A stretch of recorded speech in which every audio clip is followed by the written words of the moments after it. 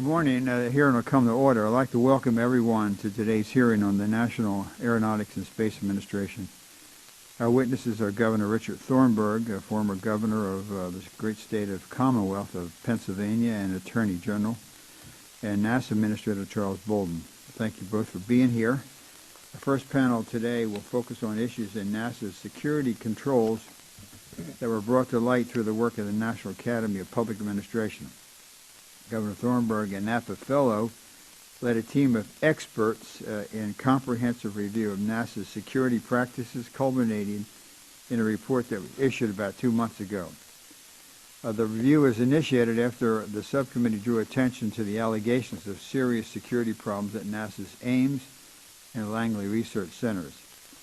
I hope anyone who questioned the accuracy or the motivation of the allegations is listening today, because the review conducted by NAPA, along with separate reviews of the Ames and Langley incidents by the NASA Inspector General, validates that serious problems do exist at NASA and require substantial corrective actions. To my great frustration and concern, the full contents of those reports are restricted, and the publicly available executive summaries are lacking in many of the details and examples that are needed to fully understand the scope of the problem. Nevertheless, I can say that all three reports drive home the need for NASA to revise, tighten, and standardize its security policies, put in place review mechanisms to better identify instances of noncompliance, and more effectively communicate with its employees about security threats, countermeasures, and requirements. One of the most upsetting is the reports found serious deficiencies in NASA's culture of accountability by demonstrating that violations of security protocols can and do go effectively unpunished, a fact which provides employees with little or no incentive to make security compliance a personal and a professional priority. These circumstances need to change. Security compliance is not a trivial concern, and while much of NASA's work is intended to be widely shared, the agency is still responsible for the development and protection of technologies and information that could easily be used against us by those who seek to damage this country's security or economy. The subcommittee expects that NASA will do better, and I know Administrator Bolden does as well. A framework for the necessary changes has been established through the work of Governor Thornburgh and the rest of the NAPA team, which made 27 recommendations for improvements to NASA practices. I understand that NASA is working now to finalize its plans to implement those recommendations and appreciate that effort. But the agency should know that the subcommittee will be following up to ensure that real and lasting institutional change, and we'll probably ask a question to the first panel. It would seem to me it would be appropriate for NAPA to come back a year from now and see what progress has been made. This hearing today is the first step by establishing a public record on both the nature of the problems and the corrective actions needed to respond to them. It will be harder for NASA leadership, current or future, to walk away from the difficult task of seeing the necessary reforms through to completion. The topic of security reforms will carry into the start of our second panel with Administrator Bolden. We'll have an opportunity to respond to the findings in the NAPA report and outline the agency's proposed responses to NAPA's recommendations. In addition, the second panel will take on the task of discussing NASA's 2015 budget request and the agency programmatic plans for fiscal year 2015. NASA's request of $17.46 billion represents a 1% decrease from the fiscal year 2012 enacted levels, despite the relatively constant government-wide top line. The impact of the proposed decreases, which would primarily affect perennial targets like the Space Launch System and planetary science, is actually much larger than the agency total would suggest, as the full scale of the proposed cuts are obscured by several substantial requested increases, including new funding for the Commercial Crew Program and Space Station crew and cargo transportation. We're anxious to discuss NASA's justification for these changes and their expected effects on the agency's ability to achieve its strategic goals. We also want to consider more generally the efficiency and effectiveness of NASA's operations and its stewardship of federal funds. I'm sorry to say that the confidence that we've seen on some of these series of reports has been really questionable, casting doubt on NASA's decision-making in areas as diverse as potential abuse of premium air travel to lack of control over mobile IT devices to possible favoritism in the awarding of leases. If NASA is going to continue to receive the support of the Congress, it absolutely must do a better job of demonstrating a commitment to fiscal responsibility and compliance with oversight requirements. In a moment, we will begin our first security-focused panel with some brief opening remarks from Governor Thornburgh, who will then answer questions from the subcommittee. Then we will turn to Administrator Bolden, who will provide his own opening remarks about the security report and the budget request, and then proceed to go to questions on these topics. Before we get started, I want to recognize the ranking member, Mr. Fattah, for any opening remarks that he would like. Fattah. Thank you, Mr. Chairman, and let me welcome our witnesses, and in particular my governor, to the hearing. I started in the state legislature, elected in 1982, and was sworn in January of 1983, some 32 years ago, and Governor Thornburgh was running the shop. We worked together on a number of important initiatives that the governor would be happy to know are still doing extraordinary work on behalf of people of Pennsylvania. The Ben Franklin Partnership, which I legislatively sponsored, but the governor helped provide the resources and the political leadership to get it signed into law, and with centers all over the state bringing technical-based enterprises into a commercialized state and employing Pennsylvanians, and also the customized job training efforts at our community colleges. And we were just together technologically speaking for the Pro Bono Awards for the Legal Services Corporation, which had its event in Pittsburgh maybe 4 months or so ago. And the governor spoke by technological means, and so did I. Neither one of us were able to be there, but we did want to indicate our support for the work of the Legal Services Corporation. So I welcome you, and I look forward to your testimony. I want to note in my opening comments that the governor is going to say what I think we all agree to as Americans, that NASA is one of the most accomplished agencies in the United States federal government and one of the most respected agencies in the world. But more important to the point of today is that he points out in his written testimony that NASA and its leadership at every level cooperated fully with this analysis and review. And as we've seen with a lot of federal agencies, even those charged with top secret activities, that there are challenges with security. I reference now the Snowden matter and other matters that have been challenging to our government over time. But this is an important contribution. I want to thank you for doing this work, and we look forward to your comments. And I also want to acknowledge the presence of the administrator from NASA and his top leadership team, and we'll be hearing from them shortly. So thank you, Chairman, and we look forward to the testimony and the comments back and forth. Thank you. Mr. Fattah. Governor, you can proceed.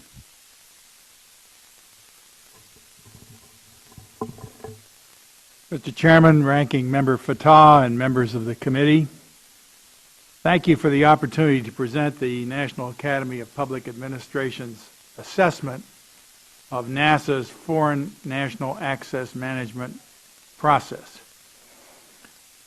It is an honor to appear before this committee and to present the National Academy panel's findings, and particularly to have the opportunity to provide this information to you, Mr. Chairman, in this your final year in the Congress that you have served so well.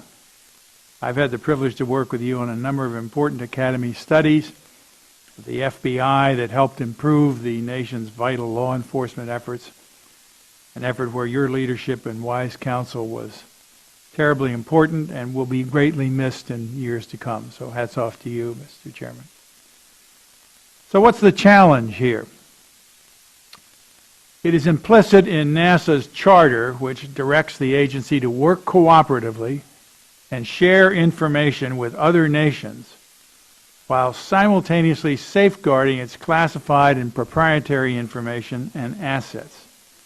This, as you can imagine, can prove to be a challenging task.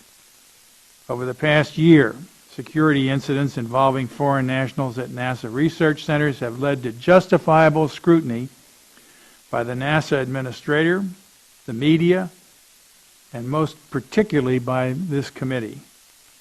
Based on a suggestion from the committee, NASA contracted with the Academy to review its foreign national access management effort. This Academy panel, which I chaired, found that NASA was not doing a thorough and consistent job managing foreign nationals that visit or work at NASA centers or access NASA information technology. Some NASA centers visited during our review were found to have had very good programs in place, while others struggled to meet their foreign national access responsibilities. This has resulted in inconsistent, ineffective, and often fundamentally flawed outcomes, some of which the committee has already explored. The reason for these unwelcome outcomes are relatively straightforward, and I will highlight two of them. First, the panel found that while NASA is among the best organizations in the world when it comes to managing complex technological efforts, the agency does not apply its normal degree of program management rigor to foreign national access management, a largely administrative process. FNAM, as I'm going to prefer, I wish they'd come up with a good acronym for that. FNAM doesn't make much sense. But the Foreign National Asset Management Program is not managed as a program, but rather in a more stovepiped organizational fashion. Individual headquarters elements produce overly broad program directives, which in turn are subject to widely varying interpretations by NASA centers. Additionally, NASA headquarters has inadequate means for determining the overall efficacy of their directives and mandated processes so that problem areas can go unrecognized. Second, during this review, NASA IT professionals expressed strong concerns about the security of the agency's non-classified systems, with some believing that these systems have already been compromised. This finding is reinforced by other reviews of NASA's information technology, including those done by the NASA Inspector General. The fundamentally flawed outcomes that I mentioned earlier result when you couple this loosely structured program with relatively easily penetrable information technology security systems. I would be remiss if I didn't also note that while the Academy's focus was on the threat posed by foreign nationals, many of the panel's findings apply equally to threats arising from trusted insiders as well as other parties looking to compromise NASA's information technology. Before I summarize the panel's findings, I'd like to note that NASA provided complete cooperation for this review, and that NASA interviewees were candid, cooperative, and eager to both offer their insights and be involved in problem solving. Most NASA employees understood the challenge to share with as well as to protect information from foreign nationals. NASA senior leaders, including Administrator Bolden, were actively involved in and supportive of the Academy's review. The panel report describes a number of important steps the agency can take to improve foreign national access management and has proposed 27 specific recommendations, which I will summarize under 6 topic areas. First topic area is for NASA to manage foreign national access management as a program. That is, eliminate the stovepiped approach and provide some specific guidance. Second, NASA needs to reduce the flexibility given to centers to interpret foreign national access management requirements, primarily by writing a comprehensive and detailed operating manual covering all functional aspects of the program. Third, the agency should determine its critical assets and build mechanisms to protect them. This would begin with NASA compiling a comprehensive assessment of threats to its assets and establishing a board to manage the overall effort. Fourth, NASA needs to correct long-standing information technology security issues, including establishing clear, specific, and mandatory requirements for all centers to follow regarding remote access of their information technology systems and giving the NASA Chief Information Officer more control over IT operations in field centers. Fifth, change several aspects of NASA's culture.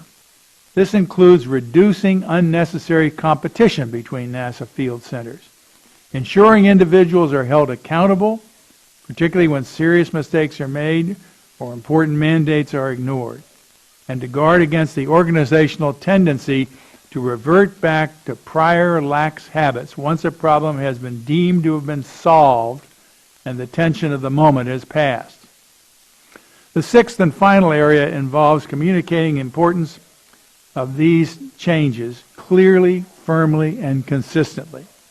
The importance of security, the existence of real-world threats to NASA assets, and the need for improvements in handling foreign national issues have not been clearly and consistently communicated throughout NASA. Senior leaders must firmly establish and communicate their total commitment to an effective foreign national access management program that enhances cooperation while safeguarding information. In closing, Mr. Chairman, let me note that the Academy was pleased and honored to have the occasion to work with NASA and the committee on this review and to present our testimony today. I believe that we have provided NASA with a good template for building a more robust and effective foreign national access management program, and that the agency has the right leadership with Administrator Bolden and Associate Administrator Robert Lightfoot, as well as the commitment to make that happen. I recently reviewed NASA's response to our review and was pleased to note the consistent endorsement of the panel's findings and recommendations. By implementing the review recommendations, the panel believes that NASA will not only make mission and security improvements to existing foreign national access systems, but can also realize long-term potential savings by managing its foreign national efforts in a more efficient and effective manner. Having a well-run foreign national access management program is in the best interest of NASA, both in terms of protecting vital U.S. security and proprietary information, as well as capitalizing on the talents of foreign nationals. With the committee's support and oversight, I'm certain that the agency will build just such a program. With me today is Joe Thompson of the NASA staff, who put in long hours and important effort in bringing this report to fruition, and I've asked him to join me at the table here so that he can flesh out some of the answers that I give in a more comprehensive way. Thank you, Mr. Chairman, for providing us with this opportunity to share these findings with you. Thank you, Governor. The report's public executive summary contains a high-level discussion of your findings, but lacks the details and examples to put these findings into context and drive home their real meaning. Without being able to discuss those details and examples here, can you instead characterize the seriousness of the problems that you discovered at NASA? Can you confirm that the issues you addressed are not trivial and are in fact serious and important? Mr. Chairman, without question, these are insidious threats that are posed to the integrity of an operation that is bound by its charter to interact on an almost daily basis with foreign nationals. And I think that the more attention that's paid to the effort to ensure that our security and our technology is not compromised by access of foreign nationals, which is part of its responsibility, I hasten to add, but that steps be taken to ensure that that cooperation and that program is carried out in a way that's not going to have an adverse effect on our national security.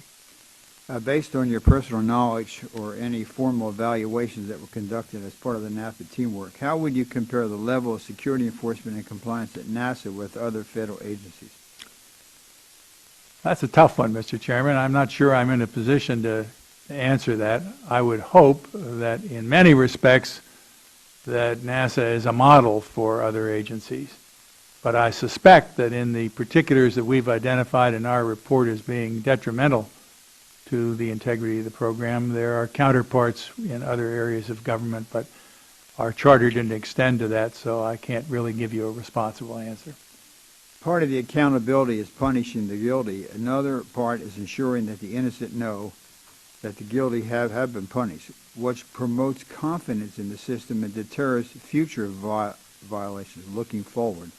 Spreading the word about ramifications, however, is complicated by legal requirements to keep private many human resource-related actions, such as demotions, letters, or reprimand, or denial of bonuses. What can NASA do to demonstrate the rigor and legitimacy of a system of accountability while still abiding by these human resources requirements? I think, Mr. Chairman, what we've pointed out in our review is that there is abroad within NASA in significant portions of its operations a feeling that there is no sanctioning process worthy of the name when it comes to these kinds of lapses. There are specific responsibilities imposed presently and would be increased under our recommendation that have to be enforced by having a monitoring, auditing process, if you will, that would identify and mete out appropriate sanctions to people who violate their responsibilities under that. These are not criminal cases. These are not things that you would want to investigate necessarily from that point of view, although I'm sure that there, as you know, there have already been criminal cases identified out of this. But I think what we're talking about here is the culture. Right. And the culture has to be one that recognizes that there's a price to be paid for failure to abide by the rules. And our approach was framed along that line. On the cost, you mentioned it briefly there, but if you can go in maybe a more detail, can you describe how NAPA took potential cost into consideration when assigning priority levels to your various recommendations? And could the full, and it appears the answer may very well be yes based on your sentence or two, could the full implementation of some of your recommendations actually result in long-term cost savings to NASA through the elimination of inefficient or duplicating systems? Mm-hmm. That's an often expressed desire on the part of people who are proposing changes in programs, that they will actually reduce costs. But I think here you have an example of a case where that could be accomplished. And I think that the easiest way to validate that statement is to look at what we've described as the stovepiping approach that's made among several of the centers. There are also problems that have been solved at the level of the centers that have not been shared or dedicated throughout the agency. It doesn't make any sense at all to have two separate components working on a problem that one of them has already solved. And unfortunately, that crops up from time to time. So again, it's a management challenge. And given the esprit de corps that exists within NAPA and its staff, that direction, if made clear by those in authority, I'm sure would be followed. But too often now, because of this fragmented nature of the operation, any attempt to impose a uniform structure runs into predictable problems. But here, I think what we've recommended are all things that can be carried out without disruption, and as I've expressed the hope, could actually result in some savings by cutting down on duplication and the like. One of your report's findings was that NASA has a tendency to revert back to bad habits once a crisis has passed. What is the best way to ensure that doesn't happen in this case? Are follow-up assessments of NASA's progress a good idea? And we'll ask the administrator, but do you think it makes sense for the committee to direct or NASA to commit to perhaps give a year opportunity to come back and have NAPA, particularly since you have the basis for the understanding in the report to see if the report's been followed out? Well, obviously there is a tendency here as elsewhere to problems are sometimes out of sight, out of mind.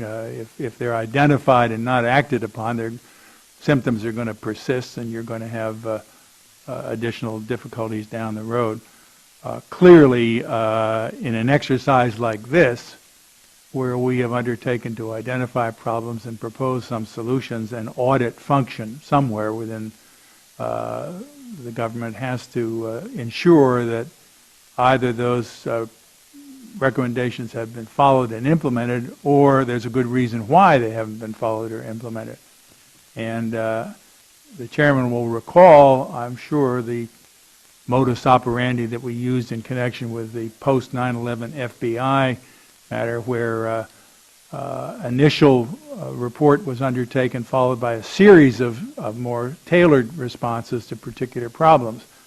I happen to think that that's a good way of doing business. I hope I'm not falling into the category of being too familiar with what has gone forward, but I think there is a need, either inside or outside of the government structure, to absolutely check on whether or not these recommendations have been implemented, or if not, whether there's a good reason why they haven't. I did not see in the administrator's response to our review any strong objection to any of the recommendations made, and therefore would hope that there'd be a smooth, cooperative effort to see that they're implemented. Yeah, the FBI thing went on for how many years? 7 years. Yeah.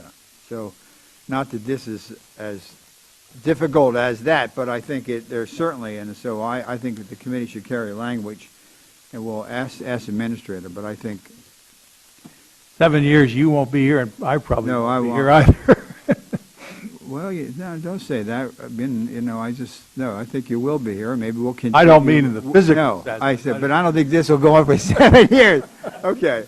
I wanted to cover that for you.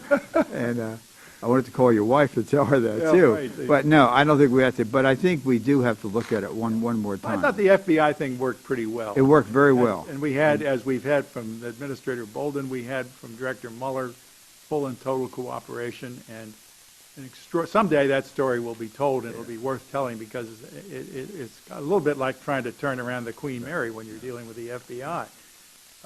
It really took a concerted effort on the part of people in and out of government to create what I think today, and preserve what is today, the world's finest law enforcement. Right. The committee felt, and I think that's something that worked very well. I also think you made a tremendous difference, having been the Attorney General of the United States. I don't think the FBI quite felt so threatened that had we brought in somebody who totally didn't quite understand. And secondly, I think it's a tribute to former Director Mulder, that he was at the beginning very open.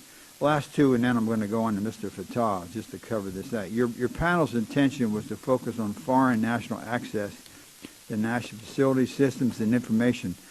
But your report makes a number of findings and recommendations on IT security that are broader than just foreign national access. Why did you feel the need to widen the scope of your review in this area, and were you surprised by the scope of IT security issues you discovered at NASA?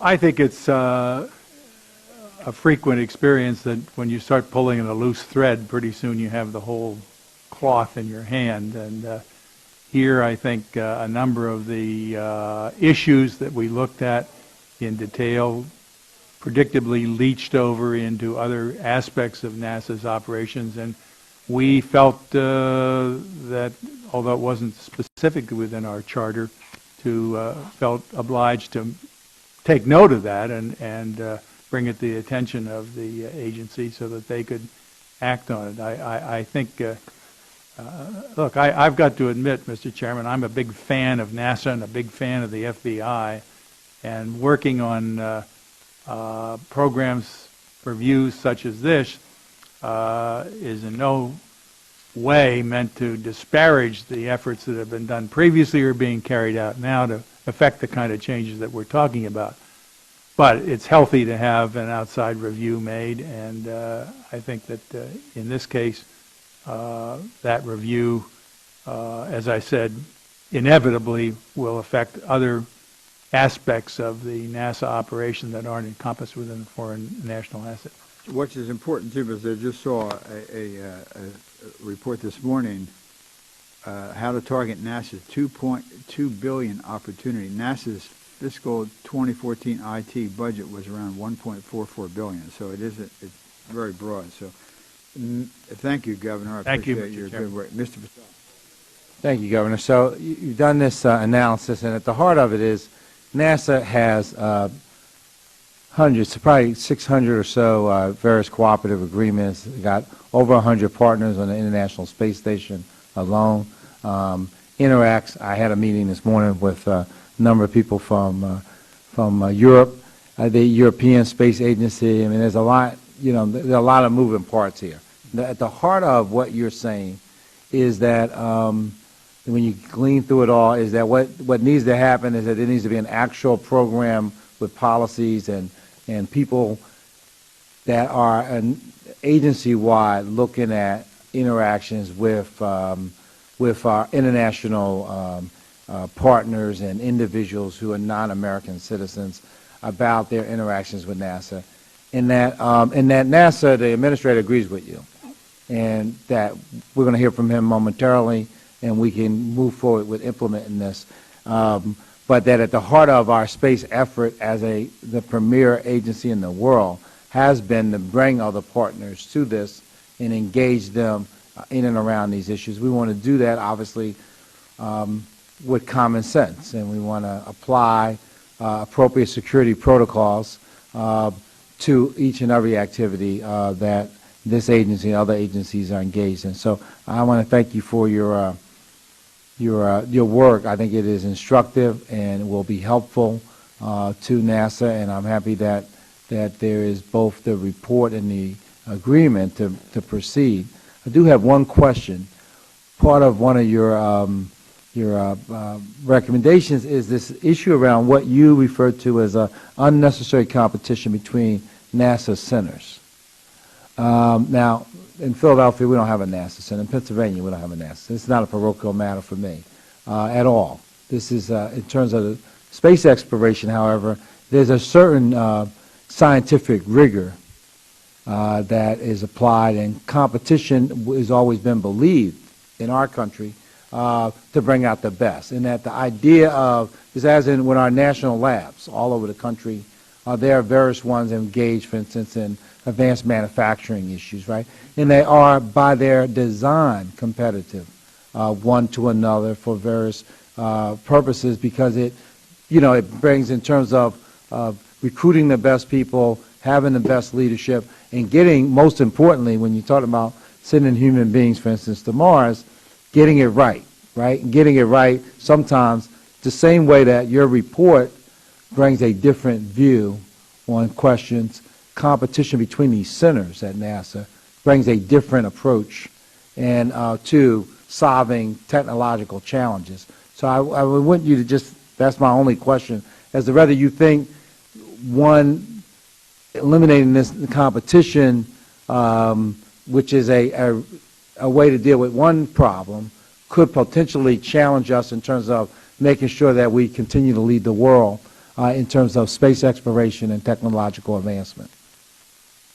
I think that we've got to make a distinction here that's important in terms of the impact of competition. When you look at there's healthy competition, there's non-healthy competition, and I think the latter is exemplified when you have a heavily stovepiped operation. That is to say that what's done in Sector A is not within the purview of what's done in Sector B, C, D, etc. And the worry is that with that kind of effort being expended to ensure that a particular operation is number one, could well better be spent on efforts to secure real cooperation. At the very least, to have a clearinghouse to ensure that potential competitive forces that might exist down the road are checked and reined in before they carry the day. The problem of stovepiping is compounded by the problem of competition. Let me put it that way. I think that to that extent, not only as you pointed out, are there savings available, but there's also a cultural change. The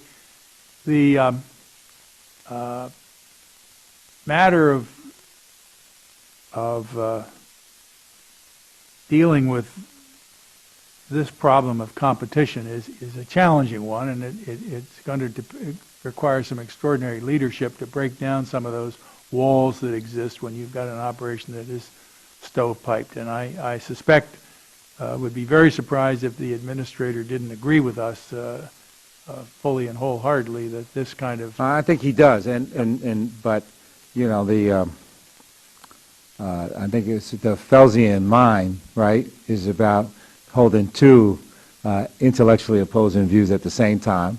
And I just want to challenge, I know that the administrator agrees, I still want to challenge the point. Joe, can I ask you a question?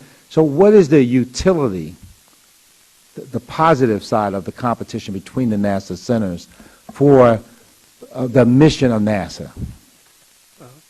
If I could, I think the important distinction is when you're competing in technological areas as opposed to administrative processes. And I think that's the distinction the panel drew, where competition does improve the breed and when it comes to developing technology. But when we did our study and we visited these NASA centers, we'd see a center struggling with an issue that another center had already solved with the same exact process in front of them. And we didn't see that sharing. And the reluctance seemed to be that in one case, you know, there's a lot of competition between NASA centers. I don't think that will surprise anybody on the committee. That, you know, a reluctance to share information will strengthen someone else, and a reluctance to say I need help will make me look weak. So I think that kind of psychology was driving what we refer to, what the panel referred to as unnecessary competition. So, a lot of competition is good, but... All right, so I visited NASA headquarters, right? I'd say a year ago. And I sat in on one of these reviews where they had everybody from all the centers. Nobody knew I was coming, so, you know, it wasn't put on for me. This is a regular meeting in which they went through issue by issue area, and they had all the center directors, had all the top leadership staff. It seemed to be a very, you know, rigorous and sharing process in which people were talking about how they were solving problems. So I will dig into this a little bit more. I want to thank you for the report. I thank you for your service to the country, and I thank the chairman. I yield back. Thank you, Mr. Fatal. I just want to stress again, we've tried to be very delicate on this, but if you read the report, the governor's report, it said the Academy found there is little accountability for noncompliance when identified through specific incidents or periodic assessments. We're going to submit this for the record at this point. Another thing he says, due to the fact that NASA's system lacked the necessary controls to protect information, allow foreign nationals access to the networks, and allow remote access, the panel concludes that NASA networks are compromised. It goes on to say NASA's headquarters, officials, and center directors have not, NOT, adequately communicated that strict compliance. Another thing said directives and orders can be seen more as guidance as opposed to mandatory policy. Another thing says after fixing a problem, the agency has a tendency to lapse back in. Another one says a number of the NASA leaders also noted the agency tends not to hold individuals accountable. Another one says certain NASA centers take a more laissez-faire approach with training. And so on and on. So at this point, I mean, this is not just, you know, I think a lot of this should have been released. But then NASA said we shouldn't do it, and I took them at their word. But it's a serious, this is not, is it just a little competition between the junior varsity and the varsity?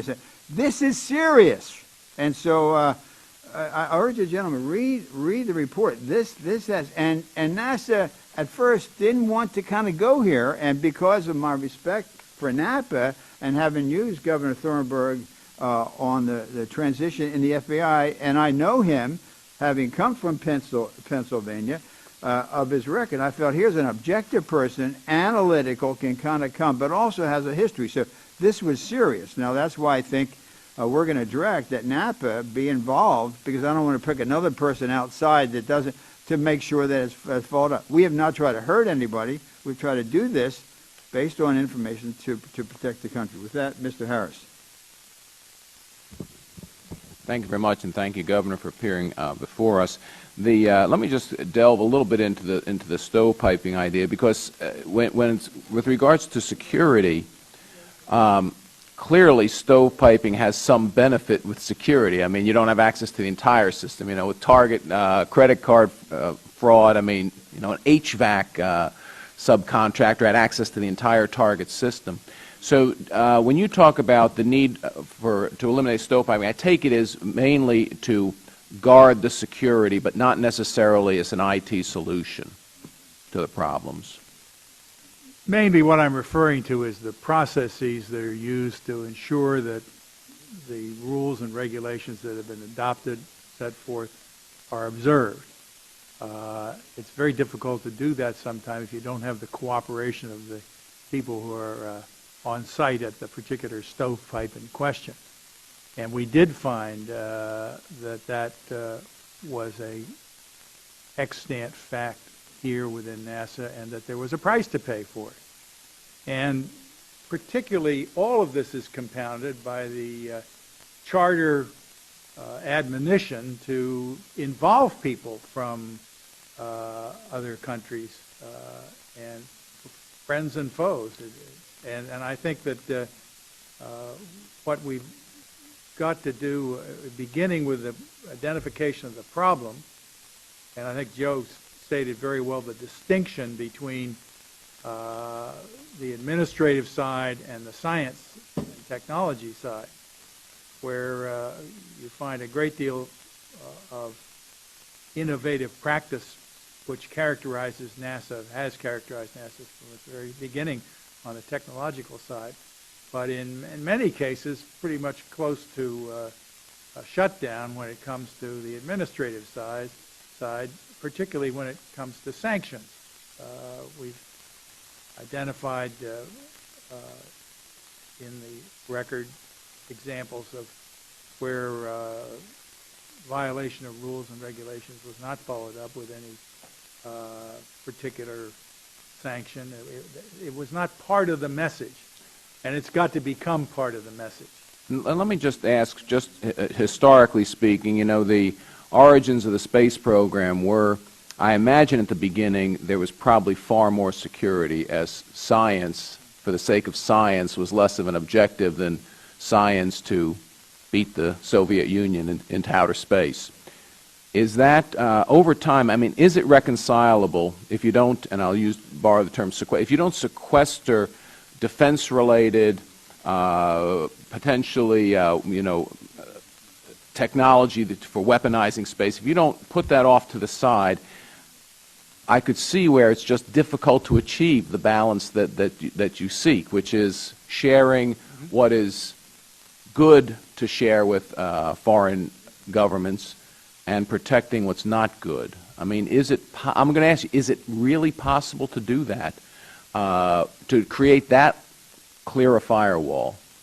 Yeah, I'm not sure I'm technically competent to answer that question in particular, but let me counter by observing that what our recommendations are designed to do is to establish a workable framework within which this program, and I specifically identified as a program in the hope that that's what will result, can be carried out with due respect to the somewhat conflicting nature of the charge that's given to NASA. And I have no doubt but what they're capable of doing that, and I think it's a matter of just changing the culture. We ran into numerous occasions where palpable violations had taken place with regard to what the policy of NASA was with regard to particular activities, and nothing happened. And let me just follow up. And that happens within an organization, excuse me. Sure.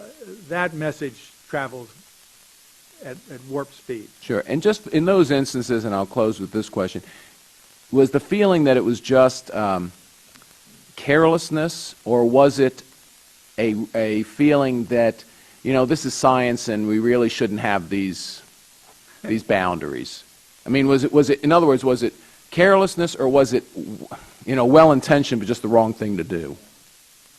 It's probably both, and I don't think either of them should be looked at other than in a serious way. Okay.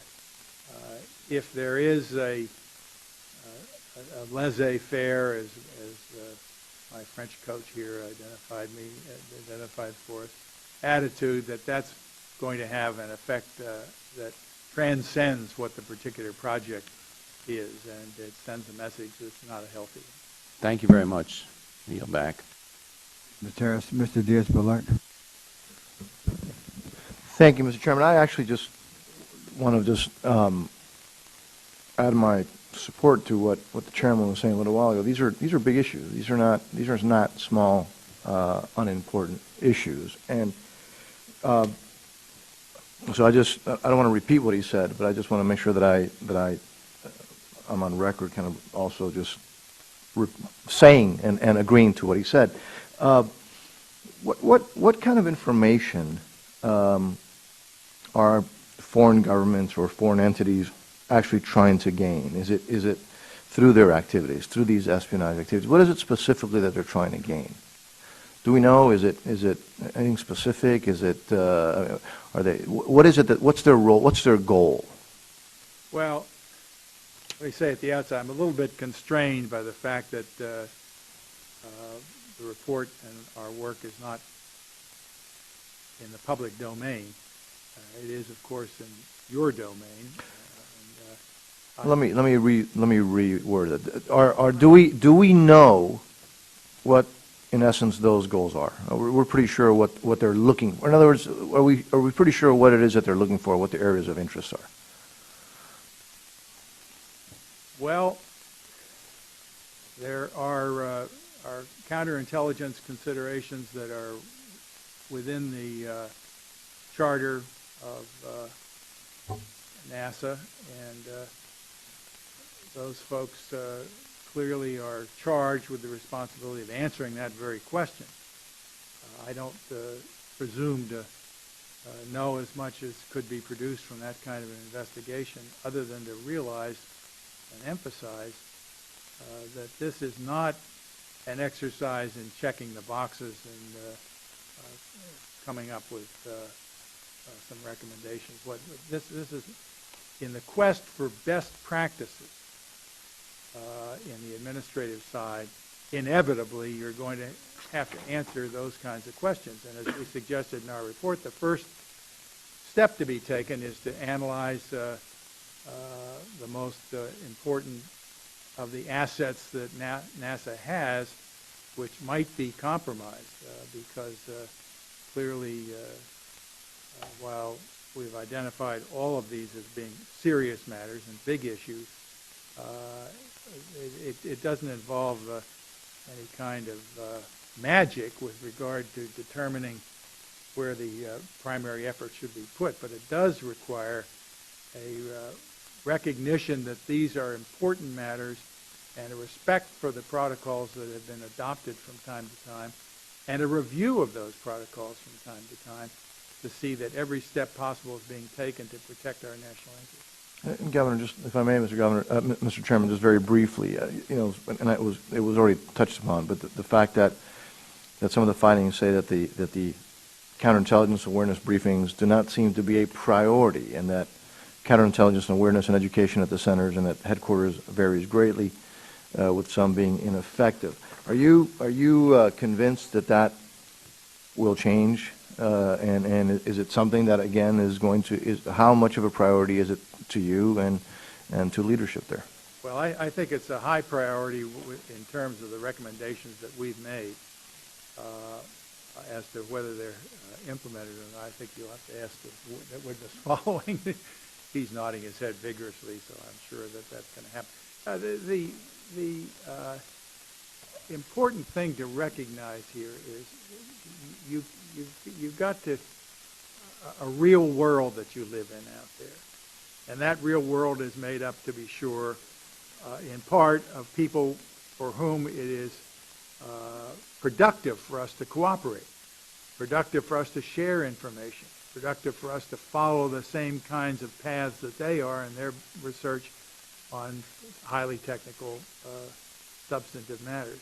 But it's also important to realize the kind of world we live in and the shifting allegiances that we have among some of our prospective foreign partners. And prudence, it seems to me, if nothing else, dictates that you have a program where you have systematized your quest for rooting those people out or shutting practices down that give rise to sharing of the type that we're not really willing to undertake on our own. Thank you. Thank you, Governor. Thank you, Mr. Chairman. Culbertson. Thank you, Mr. Chairman. Governor, thank you for your work on this really important problem. To y'all's knowledge, has anyone been held accountable at NASA for their breaches of these policies and have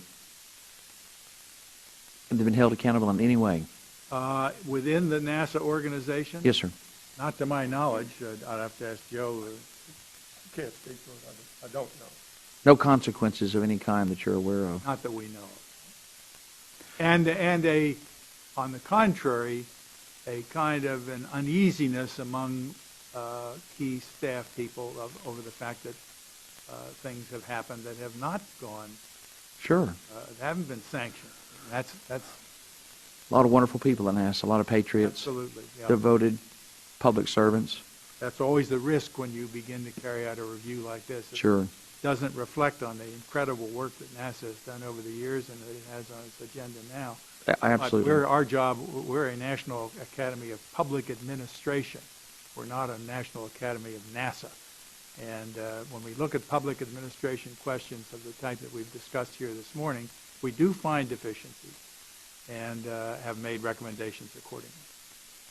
You're looking for best practices. Yep. We would hope. Right. Not sure that's always the case. Stovepiping is, Right. is the big enemy there. I mean, to my knowledge, no one's been fired yet for 9/11 or held accountable. I can't think of anybody that's been fired for 9/11 or held accountable. It's an appalling characteristic of the federal government that the utter inability of the agencies, the bureaucracy, to hold anybody accountable. And you always want to reward folks for doing a good job, but as would happen in the private sector in a heartbeat, nobody's held accountable. It's difficult to reward folks. Intensely frustrating. And as you point out in your conclusions, the agency has a tendency to lapse back into old habits once the spotlight's off. It's just grim.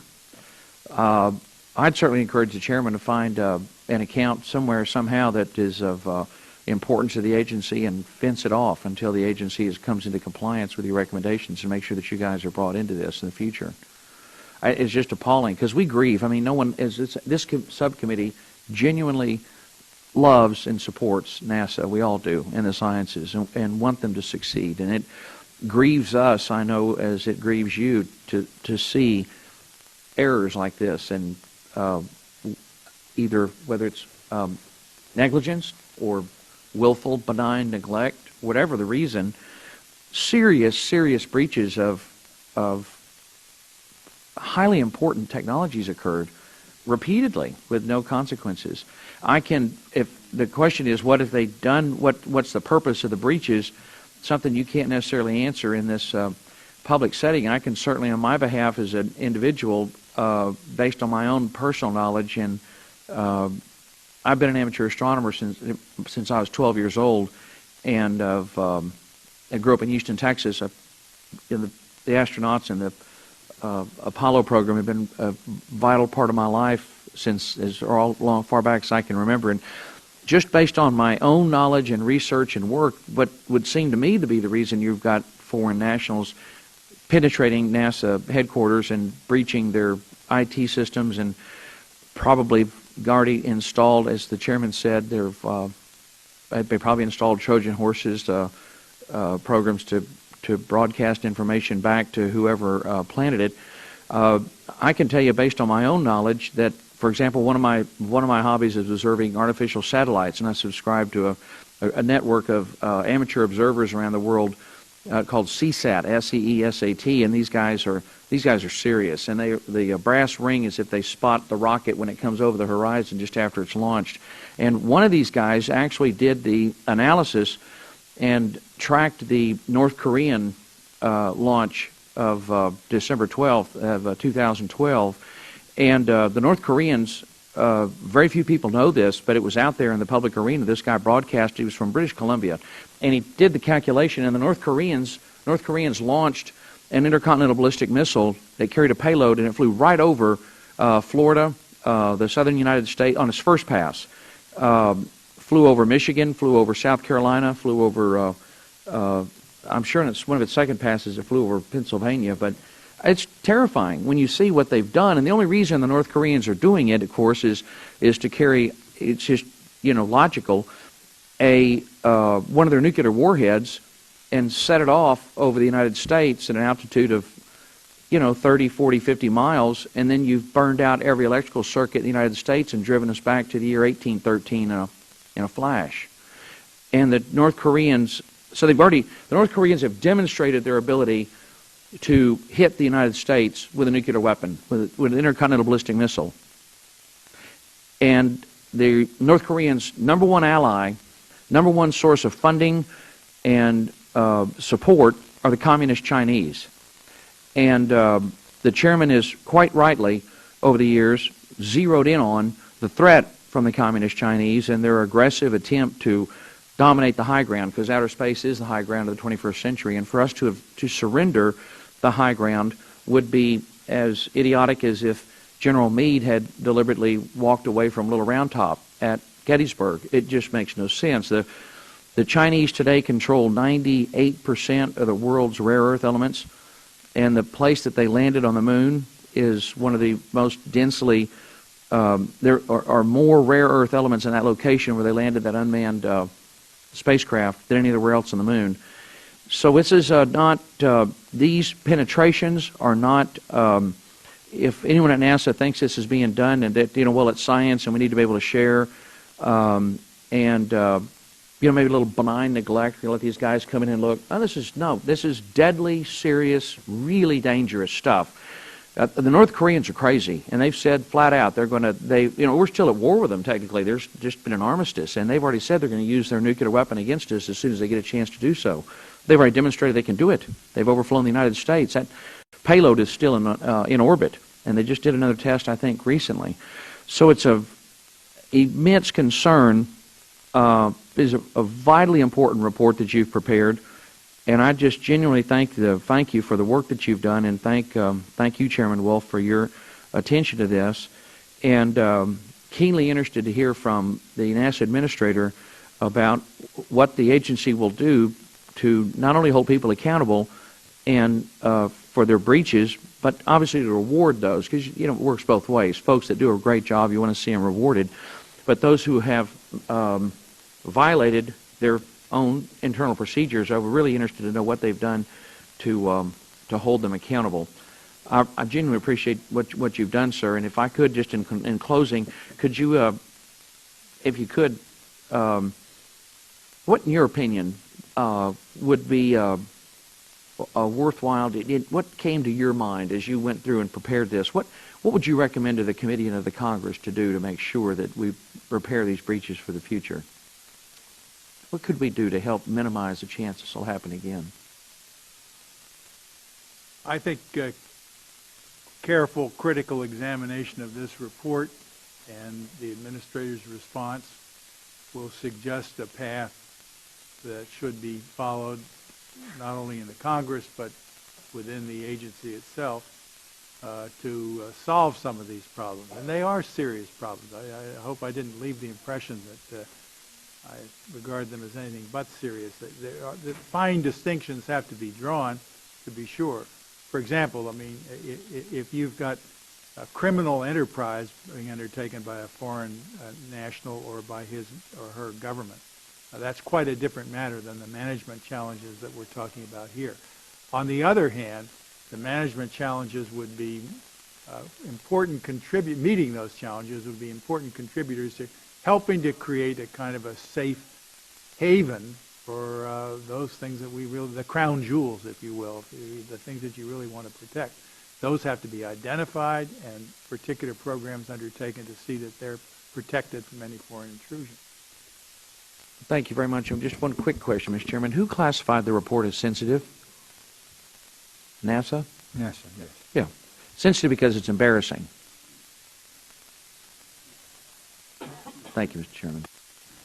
Governor, I want to thank you and also Mr. Thompson and the Napa people for the great job, and thank you for your service to the country too. Thank you. As always, we stand ready to respond to any further interest that you have in drawing on the experience. We will. We'll yeah. Thank you very much.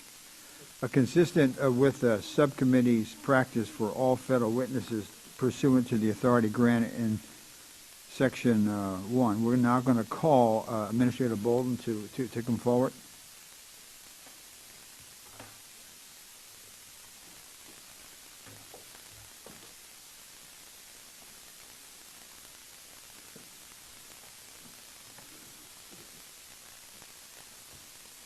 Welcome, Mr. Administrator. Consistent with the subcommittee's practice, federal witnesses, according to the authority granted in Section 191 of Title II of the U.S. Code and Clause 2M2 of House Rule 11, the Administrator will be sworn in before testifying. Mr. Bolden, will you please rise and raise your right hand?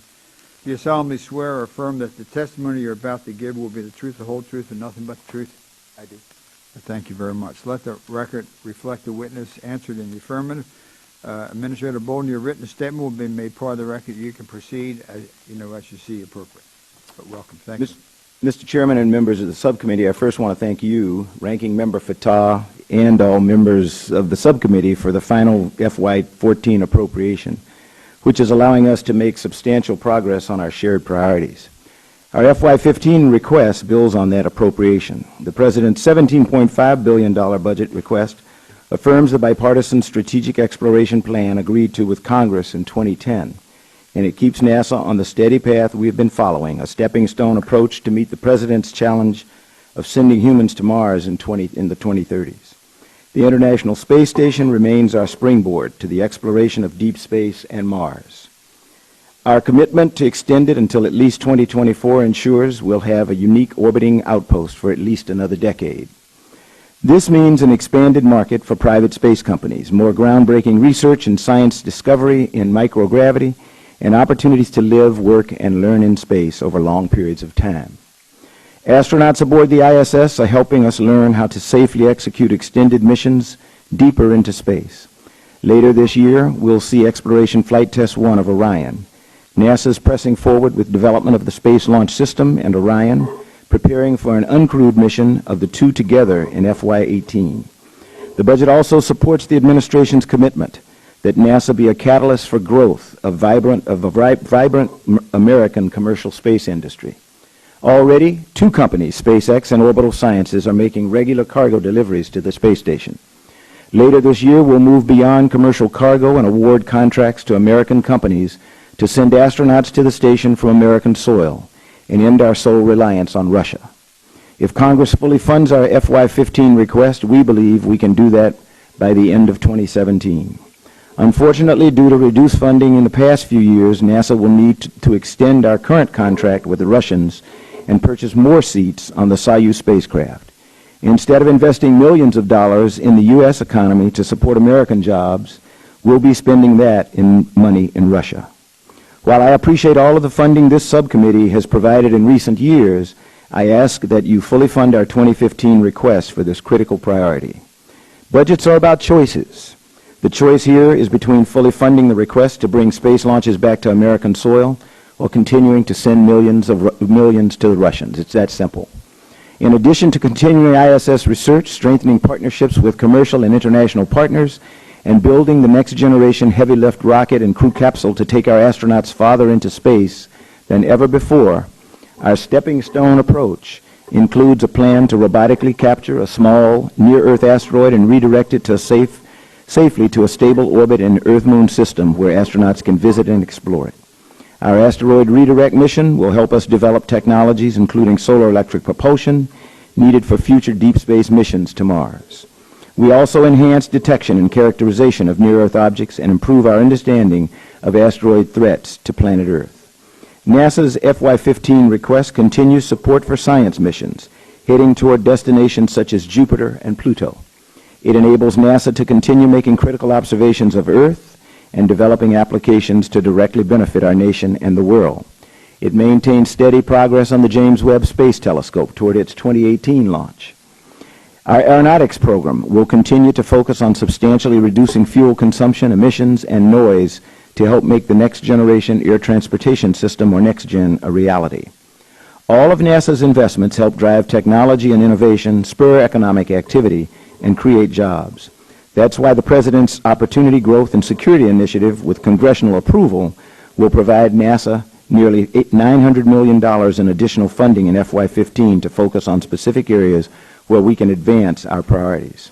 Finally, Mr. Chairman, I want to thank you and this subcommittee for sharing my deep concerns about security issues. Following up on the progress we discussed at last year's hearing, the NAPA study team, led by Governor Thornburgh, completed a thoughtful and thorough review of NASA's foreign national access controls, and you just heard from Governor Thornburgh on that report. As he said, I have accepted all 27 of the NAPA recommendations, and we're making good progress in implementing them in a lasting manner. Consistent with the report's recommendations, NASA has established a Foreign National Access Management Program to strengthen our foreign national oversight, including efforts to ensure compliance with U.S. government export control policies. I have repeatedly communicated the importance of the NAPA report and NASA's corresponding actions to all of my senior managers. I am now in the process, along with Associate Administrator Robert Lightfoot, of visiting each NASA center and underscoring the importance of security to our entire workforce. In summary, the FY 2015 budget advances NASA's strategic plan for the future. We'll continue building U.S. preeminence in science and technology, improve life on Earth, and protect our home planet, while creating good jobs and strengthening the American economy. Thank you, Mr. Chairman. I'll be happy to respond to any questions. Thank you, Mr. Administrator. I don't want to spend much more time on the NAPA report, but there are one or two issues I want to cover.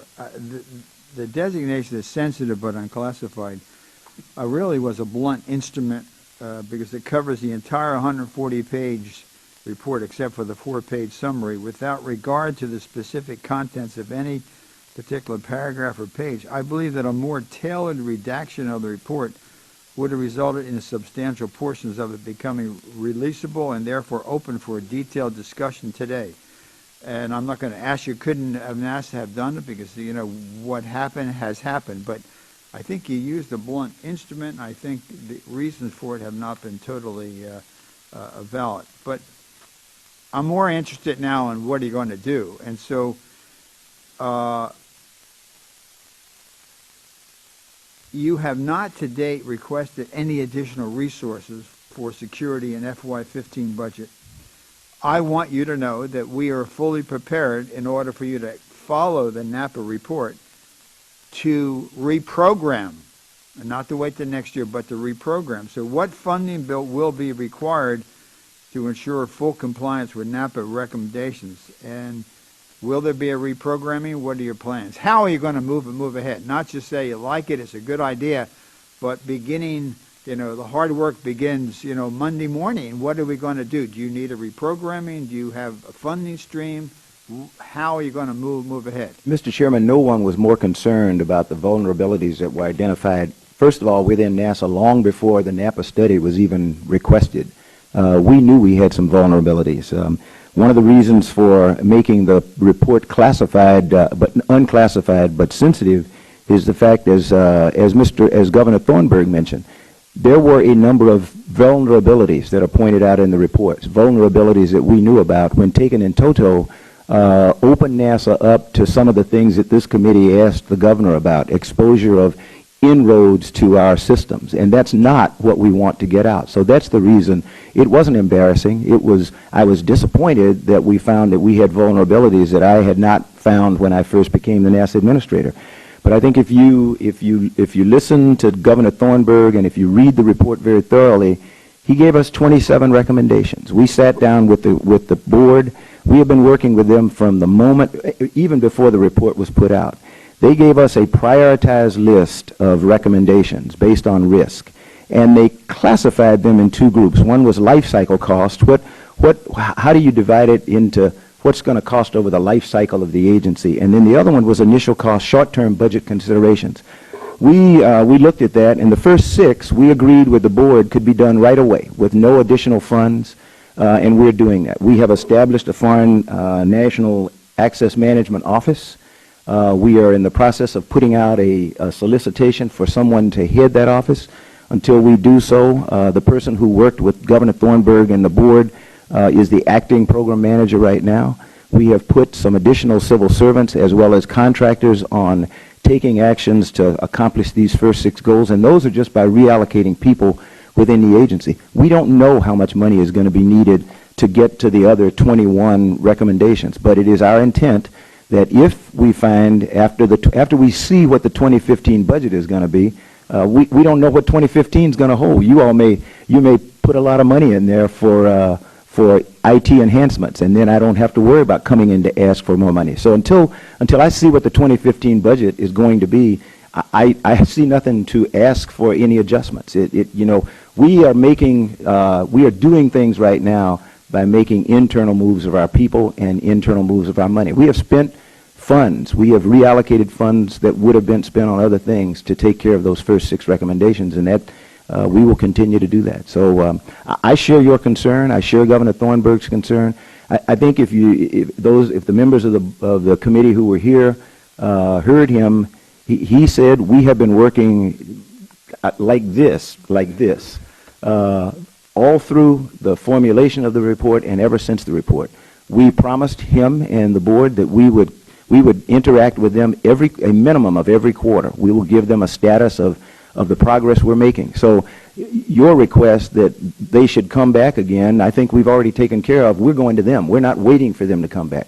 We're going to report to them every quarter on our progress. If they see that we're not making the progress they expect, I'm certain they will tell us that. And then we may find that we need to ask for some adjustment earlier than possible. But I think we're taking aggressive actions to remedy problems that we found. Okay, well, the committee would reprogram, and we may not have a bill for quite a while, and so you're not going to have a bill Monday and Tuesday and Wednesday of next week and a week after. So if you do need it, just feel free to come up to the Mr. Chairman, I will. We don't need it right now. We don't need additional funds. We have, as I said, we have put, I think it's 2 to 4 contractors on this program, on standing up the program. We have taken some civil servants who were in the Office of Personal Security who are moving over to take this, so we don't have a need for funds right now. We will determine what we need as we look going forward. Okay. I was concerned, though, to read the NASA's quarterly report that the agency appears to be now pulling back on its support for 2 important recommendations made by NAPA. 1, the creation of an asset protection oversight board to better secure all of NASA's export-controlled and proprietary information, and 2, periodic integrated function reviews to audit compliance and effectiveness of security reforms. Are you rejecting that? I'm not aware of those, and I'll take that for the record, Mr. Chairman. I don't know. I will take it for the record. You don't want to do what was in your... I mean, I don't. No, Mr. Chairman, as I said before, my intent, we agreed with all 27 recommendations, and we have committed to follow those recommendations and comply with them. So that's why I say I'll have to take it for the record. If you have something that shows that I have changed my mind, somebody needs to tell me. I have not changed my mind. Yeah, we'll show you that at the end of the hearing, and you can just tell the people whoever wrote it. Okay, I'm moving on to the account from NASA because I think we have covered a lot. We'll have some questions for the record, but I want to cover a number of other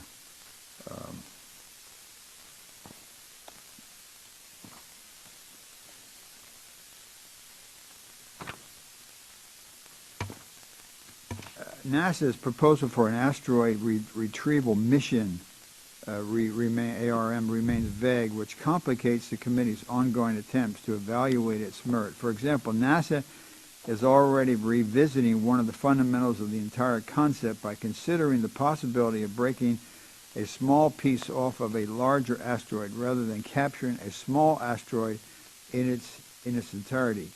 When will you have a final mission concept proposal available for Congress? Also, how much is included in your fiscal year 2015 for the mission? Mr. Chairman, we requested in the 2014 budget $105 million, which we are spending. We requested a slight increase in 2015. I would refer the committee to either screen here because I think it will help me explain the concept itself. And we have not changed anything in the concept development. You made the comment that we are already backing down on the concept of retrieving a small asteroid. We have always been looking for the best options for carrying out this mission. We have had public forums. We have had 3 to date. We just recently had another forum at NASA headquarters where people from around the world came in and gave us their ideas on the best way to carry out this mission. So we are in the formulation phase. It is very early in the development of any mission of this type. As I have told people, we are going to assume a lot of risk with this mission. We're not going to do the standard NASA mission development that would cause it to cost a small fortune. We're looking at trying to keep the cost of the mission down. We are looking at utilization. We're looking at the development of technologies. Solar electric propulsion is primary. That is the #1 goal for our Space Technology Mission Directorate. They are singularly focused on that above all else. So everything that we're doing is dedicated to finding the technologies that we need to conduct this mission, so that when we have the SLS and Orion ready to carry a crew to lunar orbit, that there will be an asteroid or a portion of an asteroid there for them to sync up with and carry out the types of proving ground activities that we need if we're going to go on to Mars. It's really critical. The other thing that we need, and I have to go back to, is we need a low Earth orbit infrastructure from which to operate. The International Space Station is our toehold right now. The President recommended extension of station to 2024, which is vital, absolutely vital. We are not requesting any additional funds over what we already have in our run-out from the 2014 budget in order to take station to 2024.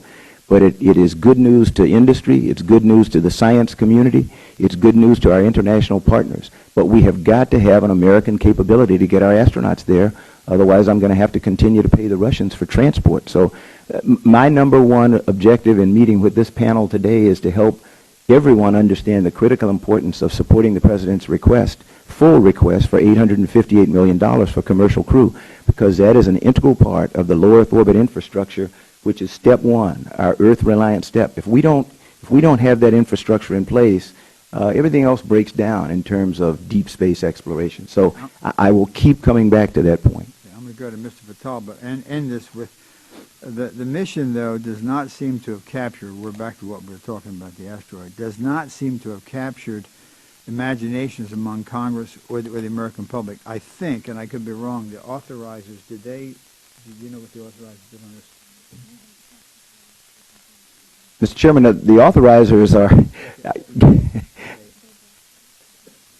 Their draft bill, Diane said the draft bill would prohibit. Go ahead, and then I can finish, or if you want to go. No, I would love to hear where they are today, because the last time I talked to them, I'm hoping I can find out where they are.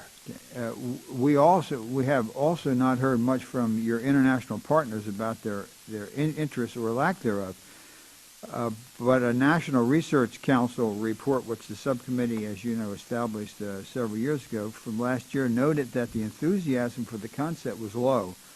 Have you received any indication of support or interest from your international partners, and have any such indications of support been formalized? Mr. Chairman, quite indeed, everything has been formalized.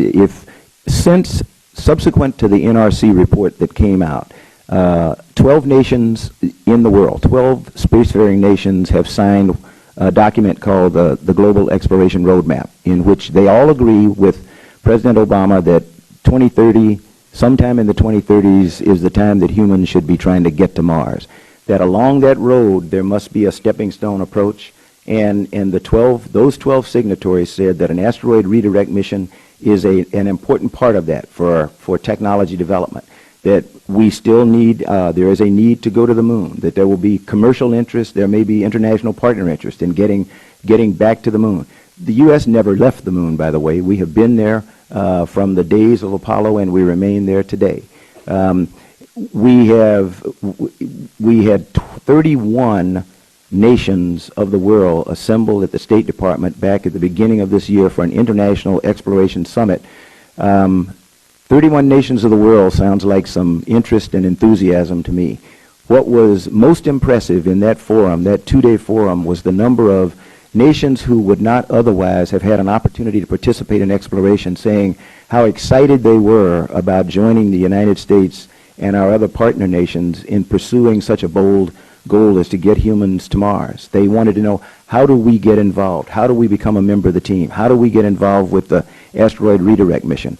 I mentioned the forum that we had last week. I would encourage all of you to Google junior high school Raleigh, North Carolina asteroid, and you will find the most incredible video about a team of 7th grade students who over the past year have identified, using the data that NASA and other nations have made available, identified 4 new asteroids.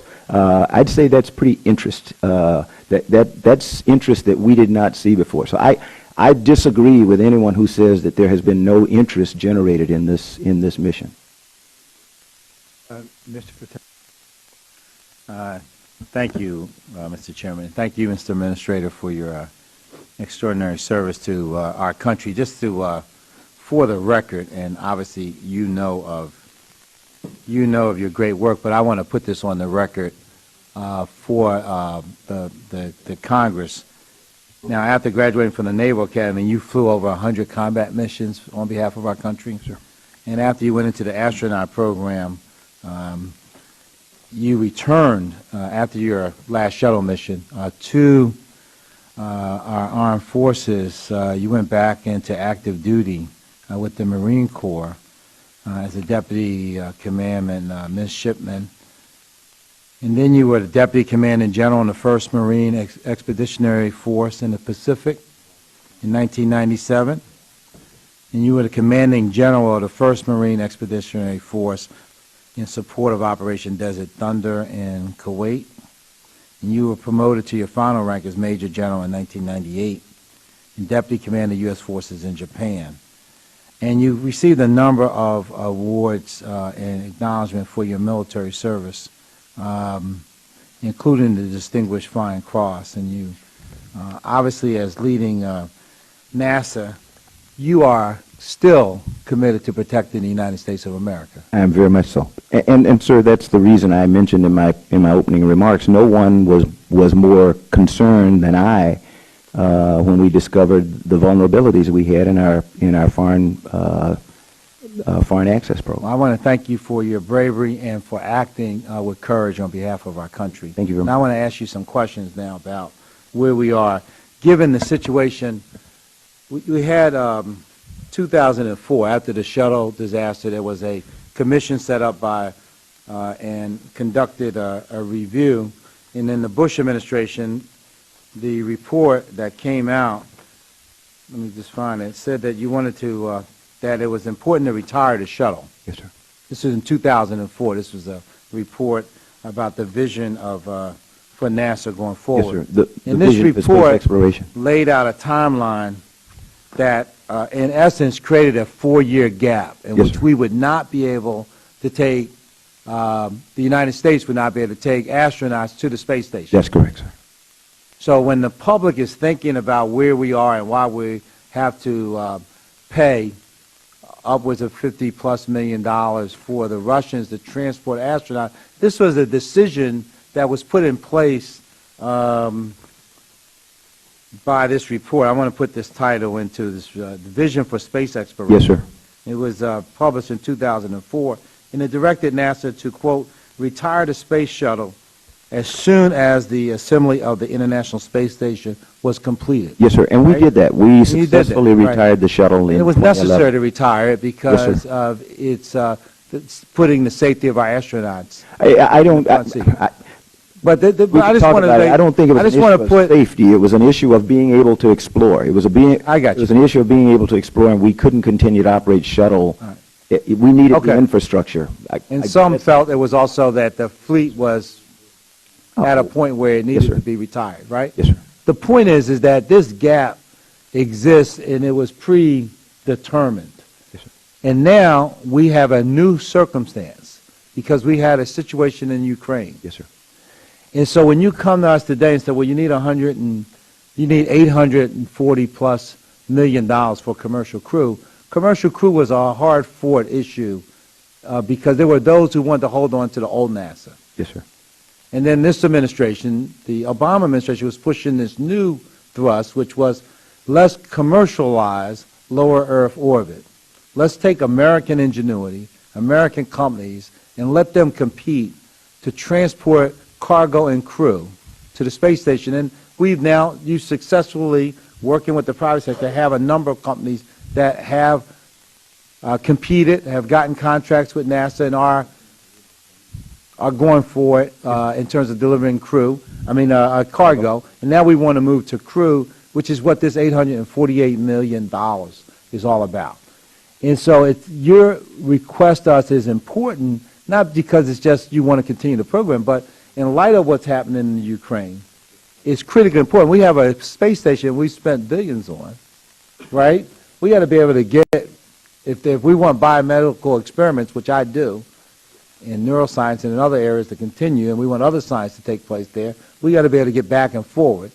And we don't want to be in a situation where we don't have the capacity to do so. So in the only way that is envisioned to do this, there aren't any more space shuttles to do it. No, sir. The only way to do this is through these private companies that have now been established. I went and visited one of these companies, SpaceX, out in L.A., and they were building these rocket ships right there with American ingenuity and supplier. The supply chain is American. And there are other companies, Orbital Science, Sierra Nevada company that's, I guess, in your fail-safe mission position in this deal, right? So I want you to talk to the committee about the failure or the question about this $848 million and how important it is given where we are. Thank you very much, sir. If we go back to 2004, it was a decision that I vehemently agreed with as a shuttle person because I came to NASA to explore, and I knew that in order for us to explore, we could no longer continue to sustain a $3 billion a year infrastructure to operate shuttles. So we knew we needed to have the low Earth orbit infrastructure, and that at some point we needed to retire shuttle. Everyone accepted the fact that there would probably be about a 4 to 5 year gap. When I became the NASA Administrator, this committee, Senate committees, everybody said, look, we've got to cut the gap down. The President asked for $1 billion, and that was the estimate out of the Augustine Committee. That was the estimate out of industry. That was the NASA estimate, was roughly $6 billion over the next 5 years to facilitate the success of a commercial space industry to carry crew to low Earth orbit. We said if we don't get the funding, then the gap will extend. When I became NASA Administrator, the goal was to have commercial crew available in 2015. We got zero the first year. The next year, the Congress did award us, I think it was $525 million, and that allowed us to kind of eke out enough to keep the commercial companies going toward commercial cargo and crew. But the gap extended at one point, and we went to 2017. So we now find ourselves looking at that gap until 2017, which if we don't get the funding we requested, we're going to slip again. $858 million is important for two reasons. One, it allows us to have a chance at having competition. And hopefully no one on this committee will argue that competition will keep the price down. Competition is good because that's the American way of doing business. And the second reason is because it allows us to have faith that we can get to the 2017 date. So it allows us to buy down risk. I would like to have $1 billion a year. That's what we said, $6 billion over 5 years. We have found a way working with industry that we can eke it out by spending a little bit less than that, but that's not the way to operate.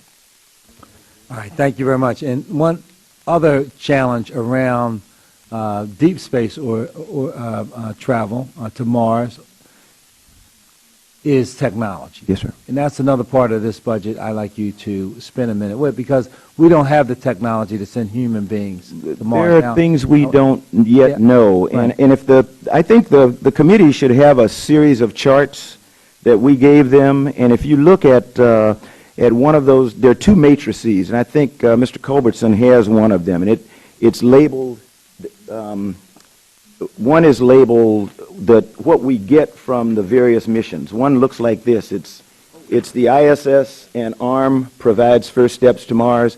This is a chart that lists technology developments that will come step by step. One with the International Space Station mission, and it shows you what we're accomplishing from that, and then what we'll get from the Asteroid Redirect mission, what we'll get from the Mars orbiters that we have. There's another set of charts that show you the medical hurdles to getting humans to deep space, and it shows you how we're buying down risk bit by bit with every International Space Station increment, with a flight in our proving ground where we develop more robust environmental control and life support systems, and that's the one that's called Human Exploration and Operations, Human Research Program Integrated Path to Risk Reduction. So we've had these matrices looking at risk reduction for a number of years. We continue to be asked, what's the roadmap? Where are you going? This is a pretty detailed roadmap of how we're going to do exactly what you're talking about. We have human risks that have to be retired. We have known this. This has been vetted by the National Research Council and other outside organizations away from NASA. We have had our technology development roadmap that has been vetted by the National Research Council. That was done the first year that I was the NASA Administrator. So we've been on this path since 2009. I can't help that people want to refuse to accept the fact that we are on a progressive, step-by-step path to get humans to Mars in the 2030s. And technology development is critical. Solar electric propulsion we need. Optical communication so that we can get voice and data back to Earth in much bigger bundles than we do today. Valuable also to the DoD and the intelligence community, because all of you have heard people talk about the pipe. The U.S. has little pipes for getting pictures and imagery and everything back down to Earth from space, from airplanes and everything. We're trying to develop the technology to...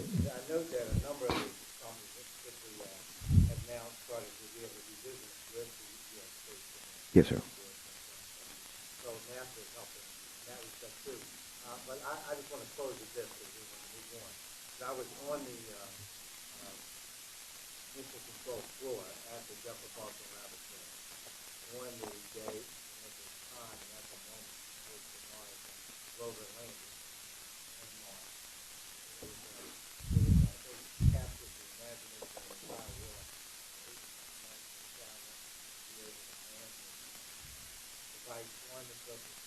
Yes, sir. It really puts us all in a position to know with certainty. We don't know how to do it, but we will be able to. Yes, sir. We can do that. That's right. I want to just kind of, thank you, Mr. Correct the record. I wasn't going to get into this, but I think you've misled people if you were to listen to where you are. The Congress has provided a lot of funding to commercial crew, particularly once you take into account the larger fiscal situation. There's never been a year that it was zero. One, it was 312, that was the authorized level, then 406. 525 was actually above the level. The appropriation has been at or above the authorized level in all the years but one. Mr. Chairman, our numbers... Mr. Chairman, our numbers don't jive. Okay, well, then come up and sit down. We'll go through it. Okay. With you. Since taking over the subcommittee, we have appropriated almost $2 billion for the program, including increases every fiscal year, while the subcommittee's top line has simultaneously been decreased by $10 million. We protected this program. Yeah. We have protected Planetary. We have protected James Webb, and you were over the budget. We provided the support, even though NASA could not provide us with the information needed to make the best decision. For example, we waited for a year and a half for NASA to commit to a program acquisition strategy, which had enormous implications for the total program cost. Also, despite repeated requests, NASA always refused to tell the subcommittee the expected budget or schedule impact of different program funding totals. As a result, we were often required to make decisions in an information vacuum. Even now, NASA is asking for more than $800 million for the program and cannot tell us with any certainty how many commercial partners could be supported at that level or what year a final capability would be available. And frankly, I think, and there's enough blame on both parties, the administration bailed out on the Simpson-Bowles Commission. I mean, frankly, they had an opportunity to deal with this issue. Right now, you find the entitlements are eating up all of these programs, eating up research on cancer research, on autism, on all these programs.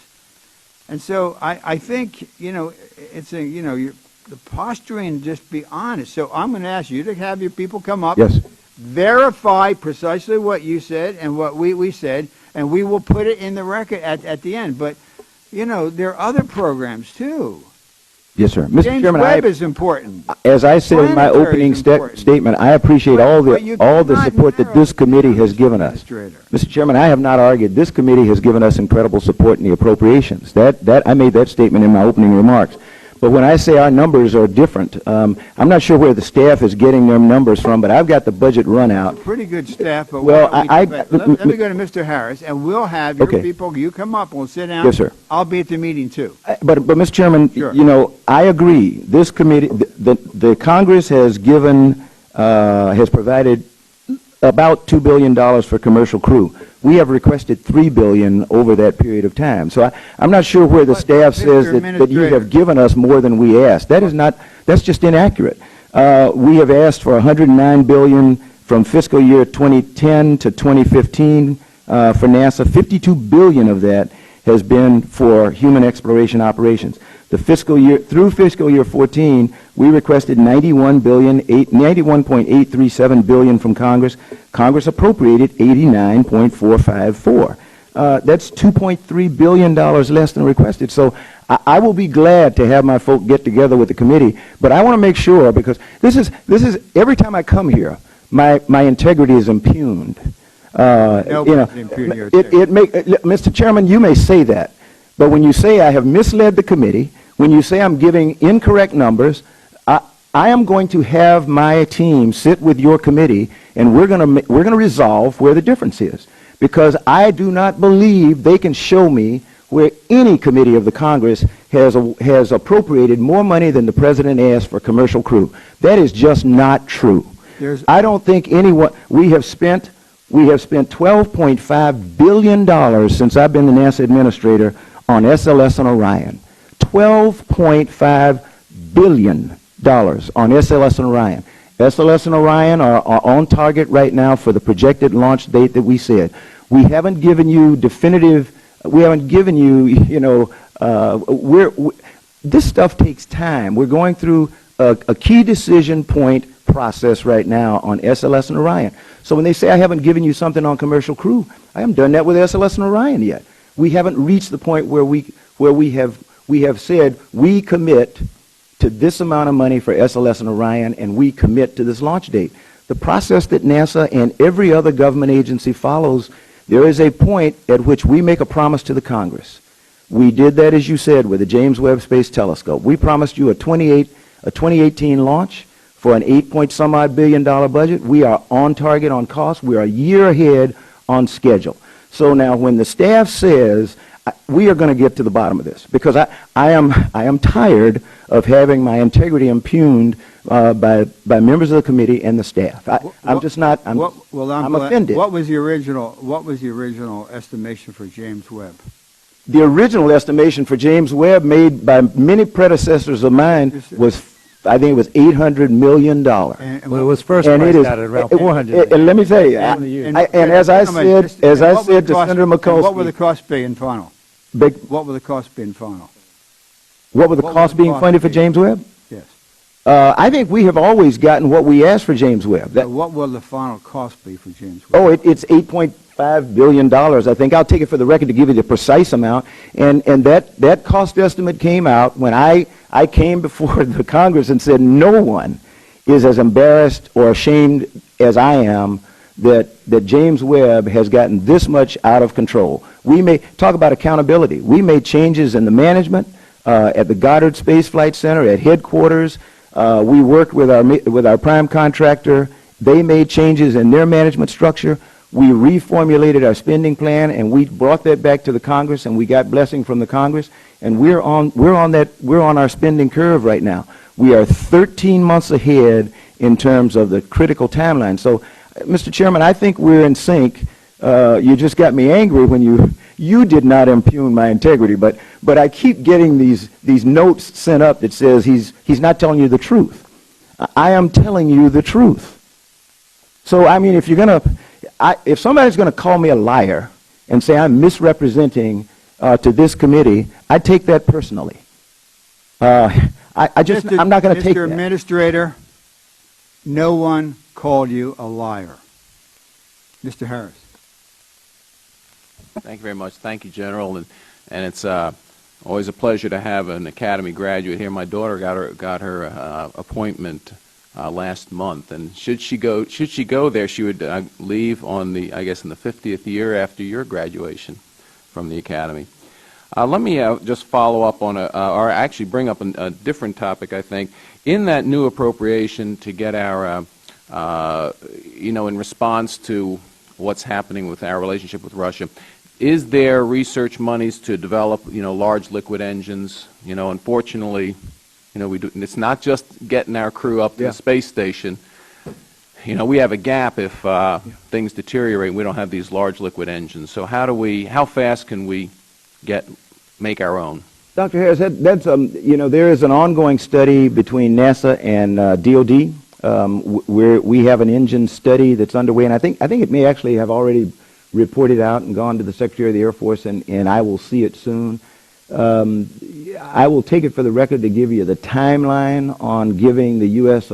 what we call LOX-RP. It's the system we used to use in the Apollo program, and then we went to LOX hydrogen for shuttle, and we're trying to bring that capability back to the nation because right now the people who are the experts in it are not American. And so we need to catch up. So we recognize that as an important challenge. That is one of our technology development efforts that Congressman Fatah referenced earlier. So we're working on that. What is if we lose access to those large liquid engines from the Russians? What gap would that create in our ability in space?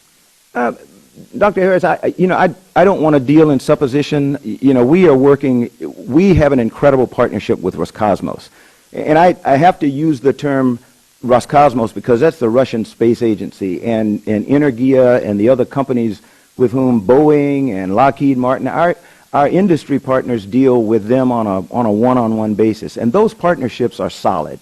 The difficulty between our nations is a different issue. What we have managed to do with the International Space Station for 15 years now, through the intervention in Georgia, through what's going on right now in Crimea and Ukraine, the people who are really focused on the mission, really dedicated to just keeping our heads down and staying focused on that mission. So I don't want to engage in suppositions. What happens if? We all have plans in place right now that we think we're going to be okay. If you look at DOD and their suppliers, they have X number of years worth of engines that are in stock. Same thing with Orbital Sciences, my commercial provider that uses, the AJ-26, which it's wholly owned by Americans now. So we're not dependent on the Russians or anybody else. But there's a limited number of those. So you're absolutely right. What we'd like to be able to do is produce those here in the U.S. And Mr. Chairman, I apologize for losing my temper. I get hot sometimes because, and I think I misunderstood you. I think what you were, I apologize, Dr. Harris, but I think what you were addressing was the fact that appropriations exceeded authorization. So if that's what you said, I apologize, and I did not mean that. But so hopefully you'll forgive me and let me bring my granddaughters out to fish. Okay. I appreciate that, but this is different from Georgia. I mean, we are talking about economic sanctions. You know what happened this weekend. You read the same newspapers I do. There's a chance that this all gets geared up, and that relationships that transcended politics in the past may not transcend them. So, I mean, and I would imagine this is true. I mean, I would imagine that there is a contingency plan being drawn up very actively in terms of what if those relationships break down. There are always contingency plans, but The contingency for what you're addressing is maintaining the relationship. When I call Mr. Ostapенko, who is my counterpart with Roscosmos, as I did last week when the headlines in the Moscow Times or whatever their newspaper is was totally erroneous. The headlines in Moscow was NASA breaks off all relations with Roscosmos. Nothing could have been farther from the truth, but that's the alarmist nature of our media today. So, when Mr. Ostapенko and I talked, he was very comforted to know that, okay, our relationship had not been broken, had not changed.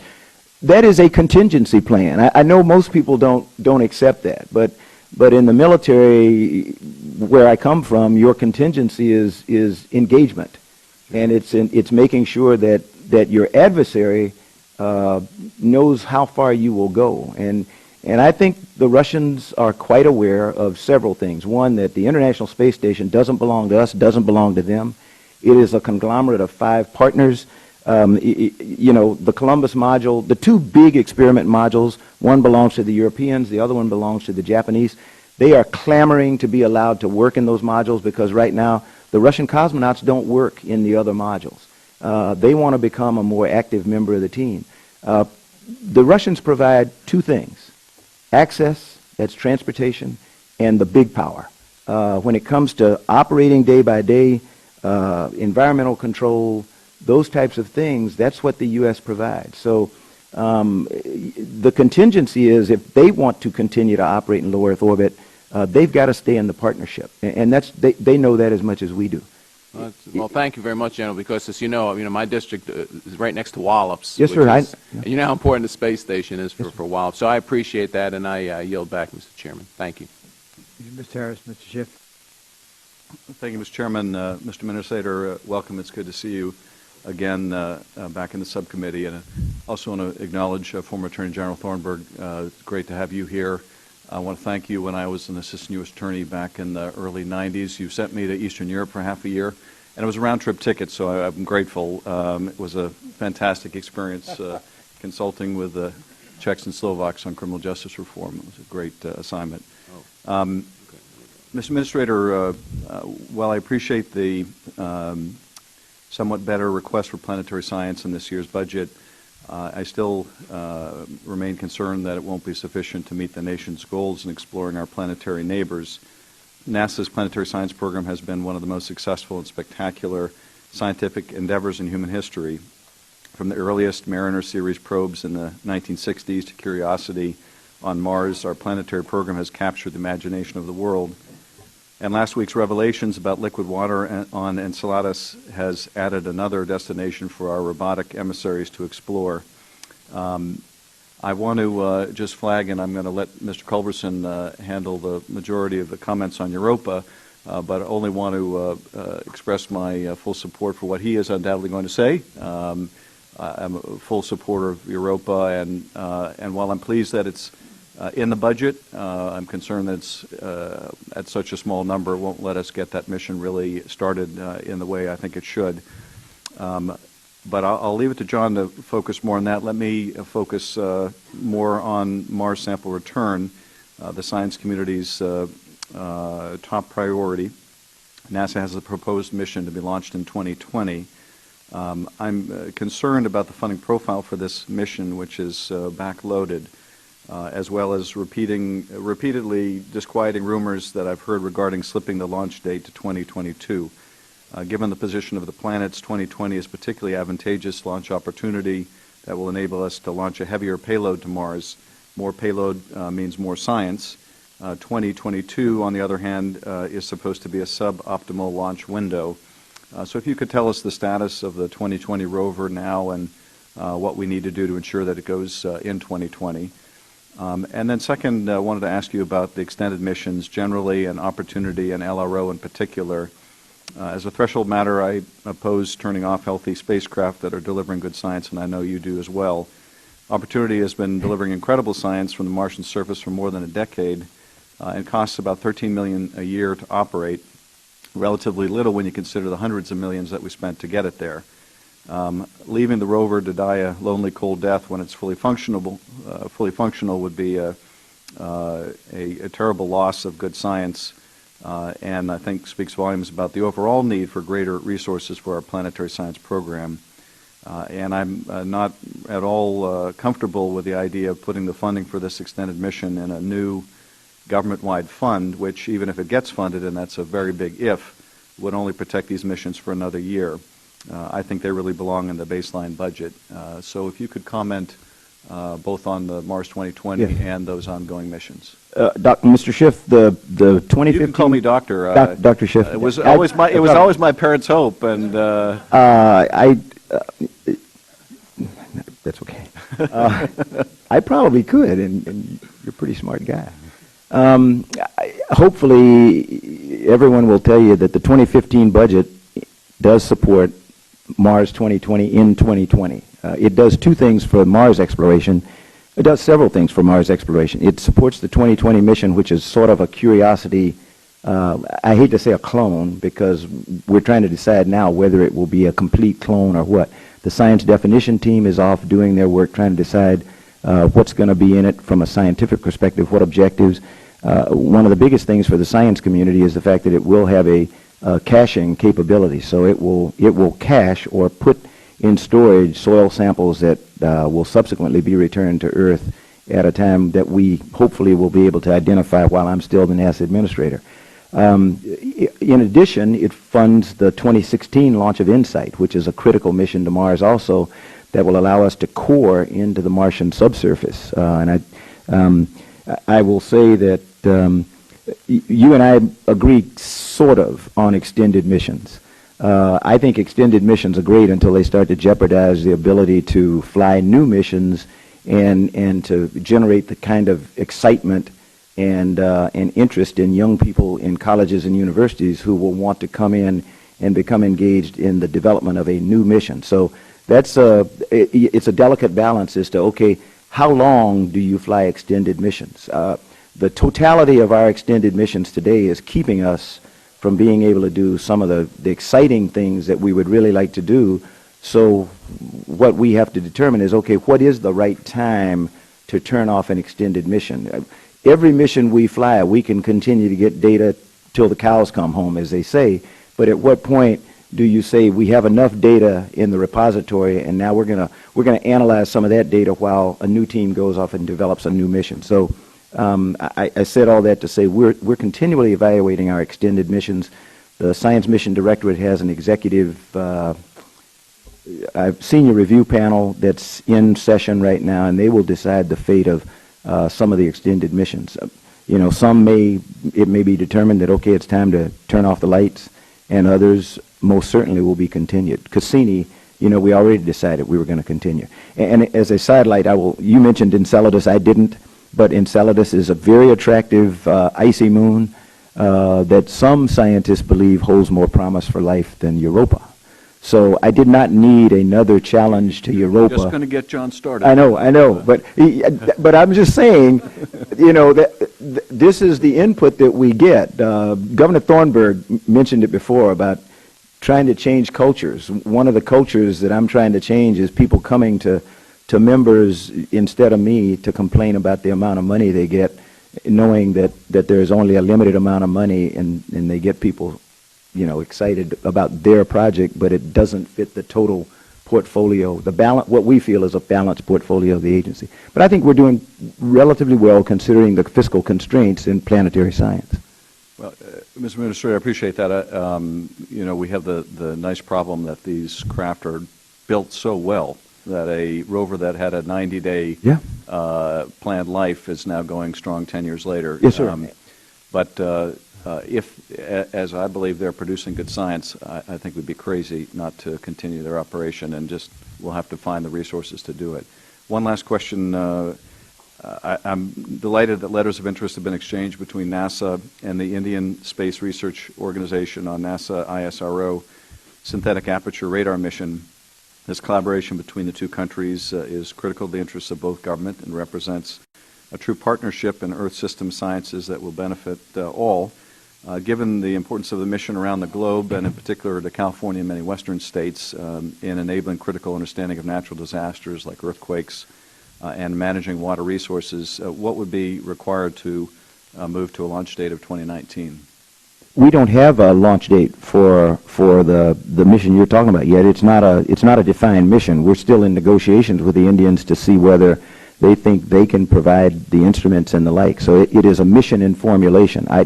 I'll take it for the record to find out whether 2019 is a date that we think is feasible or whatever. This is, however, one of these missions, new missions, that we'd really, really, really like to fly. But it is in the classification of the earth science missions that many members of the committee would like to see us take more money from. So this is a pull and take, push and tug. I can't take money out of earth science and fly the ISRO mission, because we need, if anything, it would be nice to plus up the earth science budget in order to be able to do that. That is one of the considerations in the launch date if we decide we're going to fly that mission. I am hopeful that we will, because of what it will do for us in terms of geodetics and other things that we don't have the capability to do right now. So I share your enthusiasm about the prospects of the mission and the potential for it, but finding funding for it in a division, earth science division, whose budget is always strained in spite of what some people think, because every natural disaster, Mike Freilich and the Earth Science Division put instruments on an aircraft or redirect a satellite to respond to that natural disaster, and none of that is budgeted. So he has to figure out a way to take money from the Earth Science budget to respond to natural disasters, and they do it absolutely incredibly well. So, we'll find a way, as long as we can get the Indians to come and make sure that they're going to be a reliable partner in this, then I think we'll develop a mission. Thank you, Mr. Chairman. I'll yield back. Mr. Culberson. Thank you, Mr. Chairman. General Bolden, thank you for your service to the country, and it is an extraordinary privilege for me to be here on this subcommittee and to do everything that I can to help NASA achieve the extraordinary mission that you have set out for the country, really for the world. You're the only agency, I think, in the federal government, other than our men and women in uniform, who can really inspire and uplift young people, and it's really a privilege to be able to help you, sir. As to the mission to Europa, the Congress has supported that mission and has statutorily made sure that's going to happen because of the extraordinary importance of that moon. My good friend Mr. Schiff and I are on exactly the same page when it comes to the our support for the planetary program. Chairman Wolf has been extraordinarily generous. His subcommittee, as you know, has been very generous in supporting the planetary program and in appropriating more money than was asked for by the President in his budget request. And the Europa mission in particular is of extraordinary importance. I think even more so than Enceladus, because the ocean that's been discovered at the southern pole of Enceladus is fairly shallow, is related really to the tidal flexing, and doesn't have all the other characteristics that you see I should have at Europa. never mentioned that. That is basically a shallow lens ocean at the southern hemisphere of Enceladus, whereas the European Ocean is worldwide and contains 3 to 4 times the volume of water on Earth. Yes, you've got vast amounts. You've got a rocky bottom to the ocean in Europa, which is approximately 100 kilometers deep. That is equivalent to the depth of the Marianas Trench. So we've already done that. We've already We've already demonstrated repeatedly since the 1960s that humans can reach the Marianas Trench with either manned vehicles or robotic vehicles and explore them.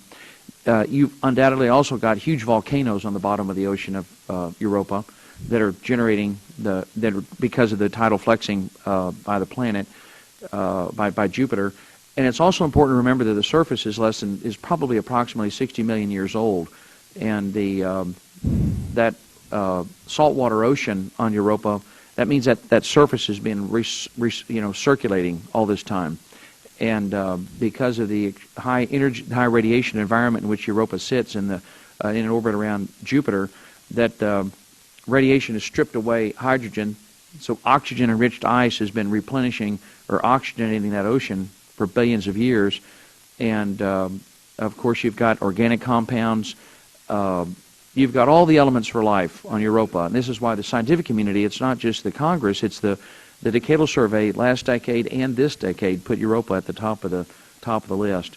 and we're delighted to see the line item in the President's budget, and glad to see it. But of course, the Congress is the one that has the final word on these things. And it's important, I think, for NASA to remember also, and for all of us to remember, that the budget recommendation submitted to by the President is just a recommendation. It's what the President would like to see done, but it's actually the Appropriations Committee and the Congress that sets the final guidelines. And if I could, sir, I also wanted to make sure to clarify for the record that the President's budget proposal for fiscal year 11 canceled the Constellation program that President Bush had put in place. That's right. And about $9 billion had been spent by that point in the development of the Constellation. Yes, sir. And that was squandered.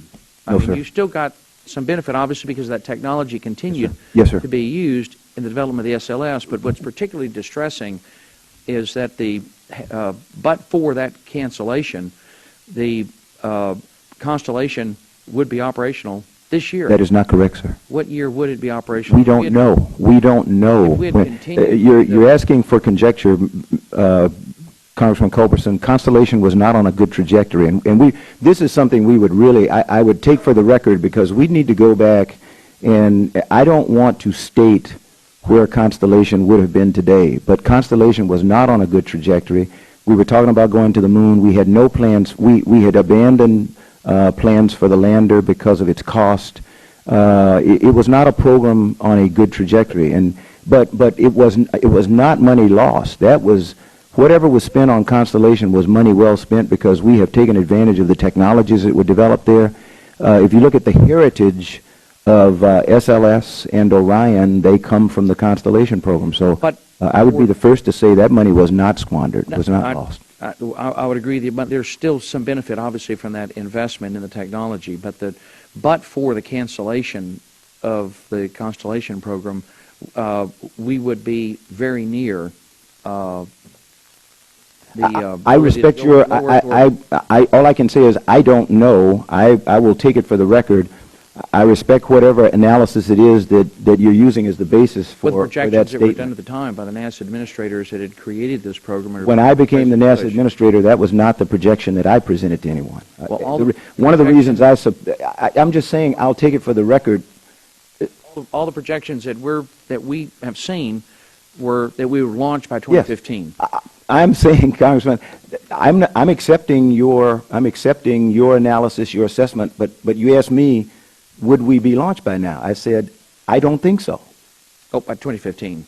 I don't think we'd launch by 2015, but I don't have anything on which to base that. I did not do the thorough analysis that you have access to, but I will take it for the record, and we'll go back and we'll look at, if you'd like, we will go back and we will try to project out where we think Constellation would have been today on the trajectory that it was when I became the NASA administrator. That's all I can do. Yes, sir, I understand. Yeah. But I just want to make it clear for the record, though, that but for the cancellation of the Constellation program, we would be very close to returning to low Earth orbit. That is a subjective opinion, and I'm just saying I don't disagree with your opinion. I'm saying I can't substantiate your opinion because I don't know. You've got an obligation. I understand. No. The Obama administration. I don't have I agree with you. I don't have an obligation. I think we can find agreement that the United States of America and NASA has successfully put a man on the moon and brought him home, and we could probably have done it again, right? And that we were able to have lower Earth orbit travel to the space station on a regular basis.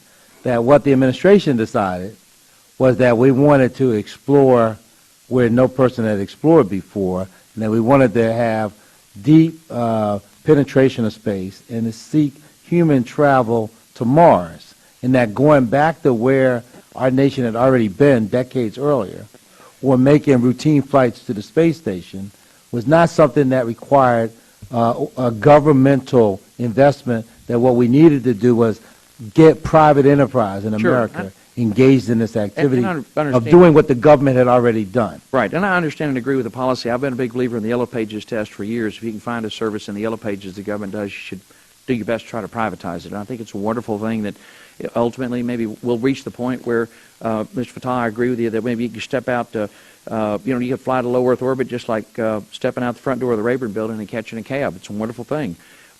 But it's important because I didn't hear in the discussion earlier when you were talking about the need to get back into low Earth orbit and the focus on commercial, that it's critical that we remember that one of the first things the Obama administration did when they came in was cancel the Constellation program. Yes, sir. In which $9 billion had been spent. And it's just tragic because my good friend Mike Coates, who was until recently the director of the Johnson Space Center, pointed out to me that one of the things that is 25 major projects. Unbelievable. Yeah. I know I've shown this That's to you. Mike put this that's a together. combination of Congress, administrations. It just breaks my heart. We all agree on that. Oh, it just breaks my heart. That is not a good story for the United it's States of horrible. America, that between the Congress and multiple administrations, we can't follow through on anything. All these that are, I agree with you. All these programs in red were canceled. There's 25 cancellations over 20 years. But it's just Mr. heartbreaking. Culberson, the only thing I ask, in fairness, is that you not attribute all those cancellations to the Obama administration. No. I'm not. I didn't say that. I'm just saying this is over 20 years. I know that. I just wanted to make sure. There are some people who will assume, because they always do, that you're saying I am responsible for the cancellation of those 25. I never said that. Most of them were done. I take credit for the if you want to call it, the reformulation of an exploration program focused on Mars instead of on the moon. And I take credit. I am very proud of that. As Congressman Fattah said, my admonition to the President and what I have always espoused is that should be our destination, Mars, and not the moon is an intermediate stop, and we are going back to the moon. We use that as a proving ground. There is, and I have taken it as an action to demonstrate to the Congress why the technology required to go back to the moon is not sufficient to get us to Mars. And so if you want to get somewhere, you have to set a goal that's just outside your reach. We tell kids that all the time. To get to the moon is not even out here. We can do that. We know how to do that. We have demonstrated that ability. We don't know how to get to Mars. So that's the challenge that I'm issuing to America's youth. The Congress and the administration, no matter who's in the White House, need to do everything that we can to provide stability and predictability to these programs so that they're not canceled, so that people who have devoted their whole lives, scientists, astronauts, engineers, to achieving their life dream. And Congressman Culberson, to be quite honest, that's the reason that, that's the reason that I have emphasized the critical need for us to collaborate rather than fight about funding for SLS and Orion. We have what we think is a sustainable program to develop an exploration program that will allow us to develop an SLS incrementally, that as we need it. 50 metric ton now, 70 metric ton later, 105 metric ton maybe, but at some point we're going to need a 130 metric ton vehicle. I don't need to come to the chairman and ask him for funds for a 130 metric ton vehicle when I don't need it until the 2030s. And I want to have an opportunity to take advantage of technologies that will be developed between now and when I do need it, so that we won't have a 2011, 2014 vehicle when we can have a 2020, 2025 model. Well, it's like a car. To give you greater stability, the Congress in the Appropriations Bill for 14 included language that's something that we've all known, but we put it in statute and made it clear that that no agency of the federal government or officer of the federal government can change or reduce funding levels for any program or policy based on the President's budget. They can only do so based on the Appropriations Bill or the law. Yes, sir. That's statute. So I am in agreement with you 1,000%. Adhere to that. You've got no better friends in Congress than on this subcommittee. We're devoted to you and have done everything we can to support you. Chairman Wolf has been extraordinarily generous, as has the subcommittee with Mr. Fattah's help. We've worked arm in arm to do everything we can to give you the support you need, and we're very proud of NASA's mission, and we'll do everything we'll continue to do all that we can to help you, sir. Mr. Adderholt. Thank you.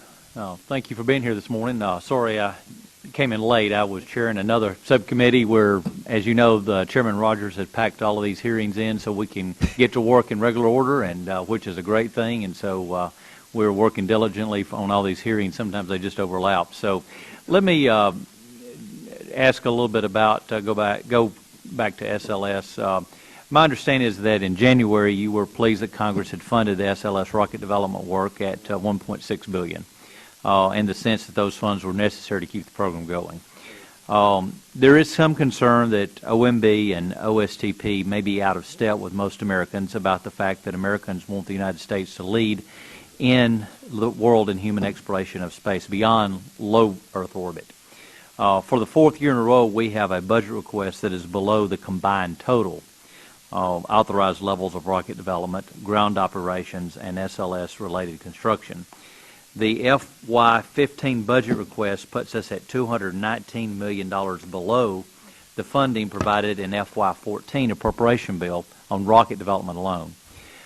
If you stand back and you take a look, if SLS is not ready by calendar year 2017, it will be because of underfunded requests. In some ways, it's remarkable that the program has met its milestones so far despite a flat budget plan that has little connection with the engineering realities. NASA's recent description of the first SLS flight as being in FY18 is an answer which is actually only three-fourths unacceptable. The bill, which I, along with some of my colleagues, agreed to vote for and did vote for, and which the President signed, said 2017. Our goal is to work with the Chairman to get the proper funding in place in this bill for FY 2015. In this overall budget account of exploration, again this year you asked for funding in commercial crew that is far above the authorized amount. My question, would it make more sense if you take the committee's recommendation to down select to one commercial crew provider and meanwhile to fund Orion and the SLS closer to their authorized amounts in order to ensure that they can meet their authorized role for being the backup for crew transportation to ISS, the International Space Station, in 2017? No, sir. Would it stabilize or even accelerate the three programs overall? No, sir. Can you talk a little bit about that? If I don't get the President's request for commercial crew, whether I down select to one or not, I can't guarantee that we'll make 2017. And we will have no U.S. capability to get our crews to the International Space Station in 2017, as we have all said as a goal. I could put all the money in the world into SLS today, and I could have an SLS available in 2015. SLS can't take a crew anywhere. SLS is a launch vehicle. We have to start, as I said before, we've got to start talking to each other and understanding why you pay me to do what you pay me to do.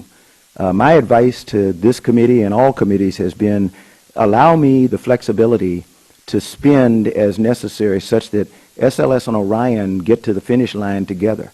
If I finish SLS in 2013, if I had finished SLS in 2013, I'd have parked it in a barn somewhere because I have no launch vehicle, I have no crew vehicle to put on it.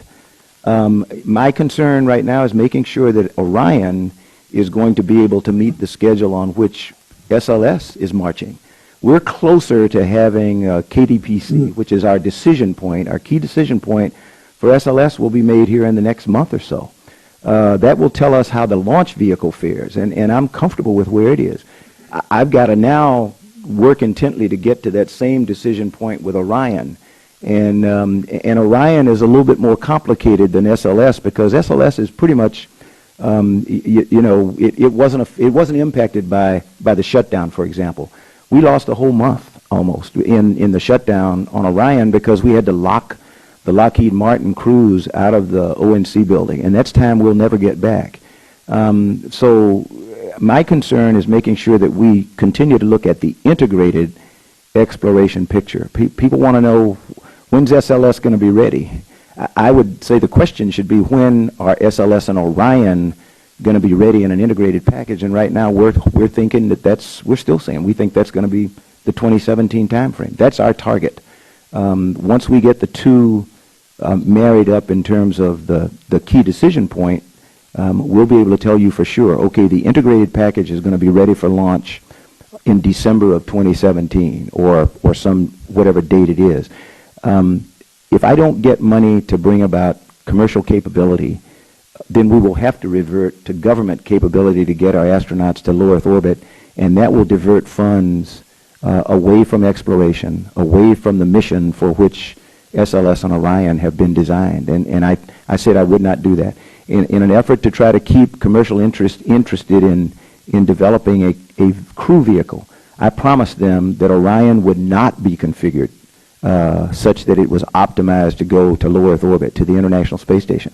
If we had done that, commercial entities would have they'd have run away, because they know they can't. If NASA decides it's going to do low Earth orbit access, why should any company try to compete with us? You know, if I'm doing it, I'm going to justify doing it. We always do that. Government always does that. If I'm spending money on something, am I going to say, yeah, I got it, but I want to give you a chance? No, we won't. It is still a competitive environment, and we tried to take government out of the competition for low Earth orbit access. I think we've successfully done that. I don't have a capability to get cargo to low Earth orbit except Orbital Sciences and SpaceX.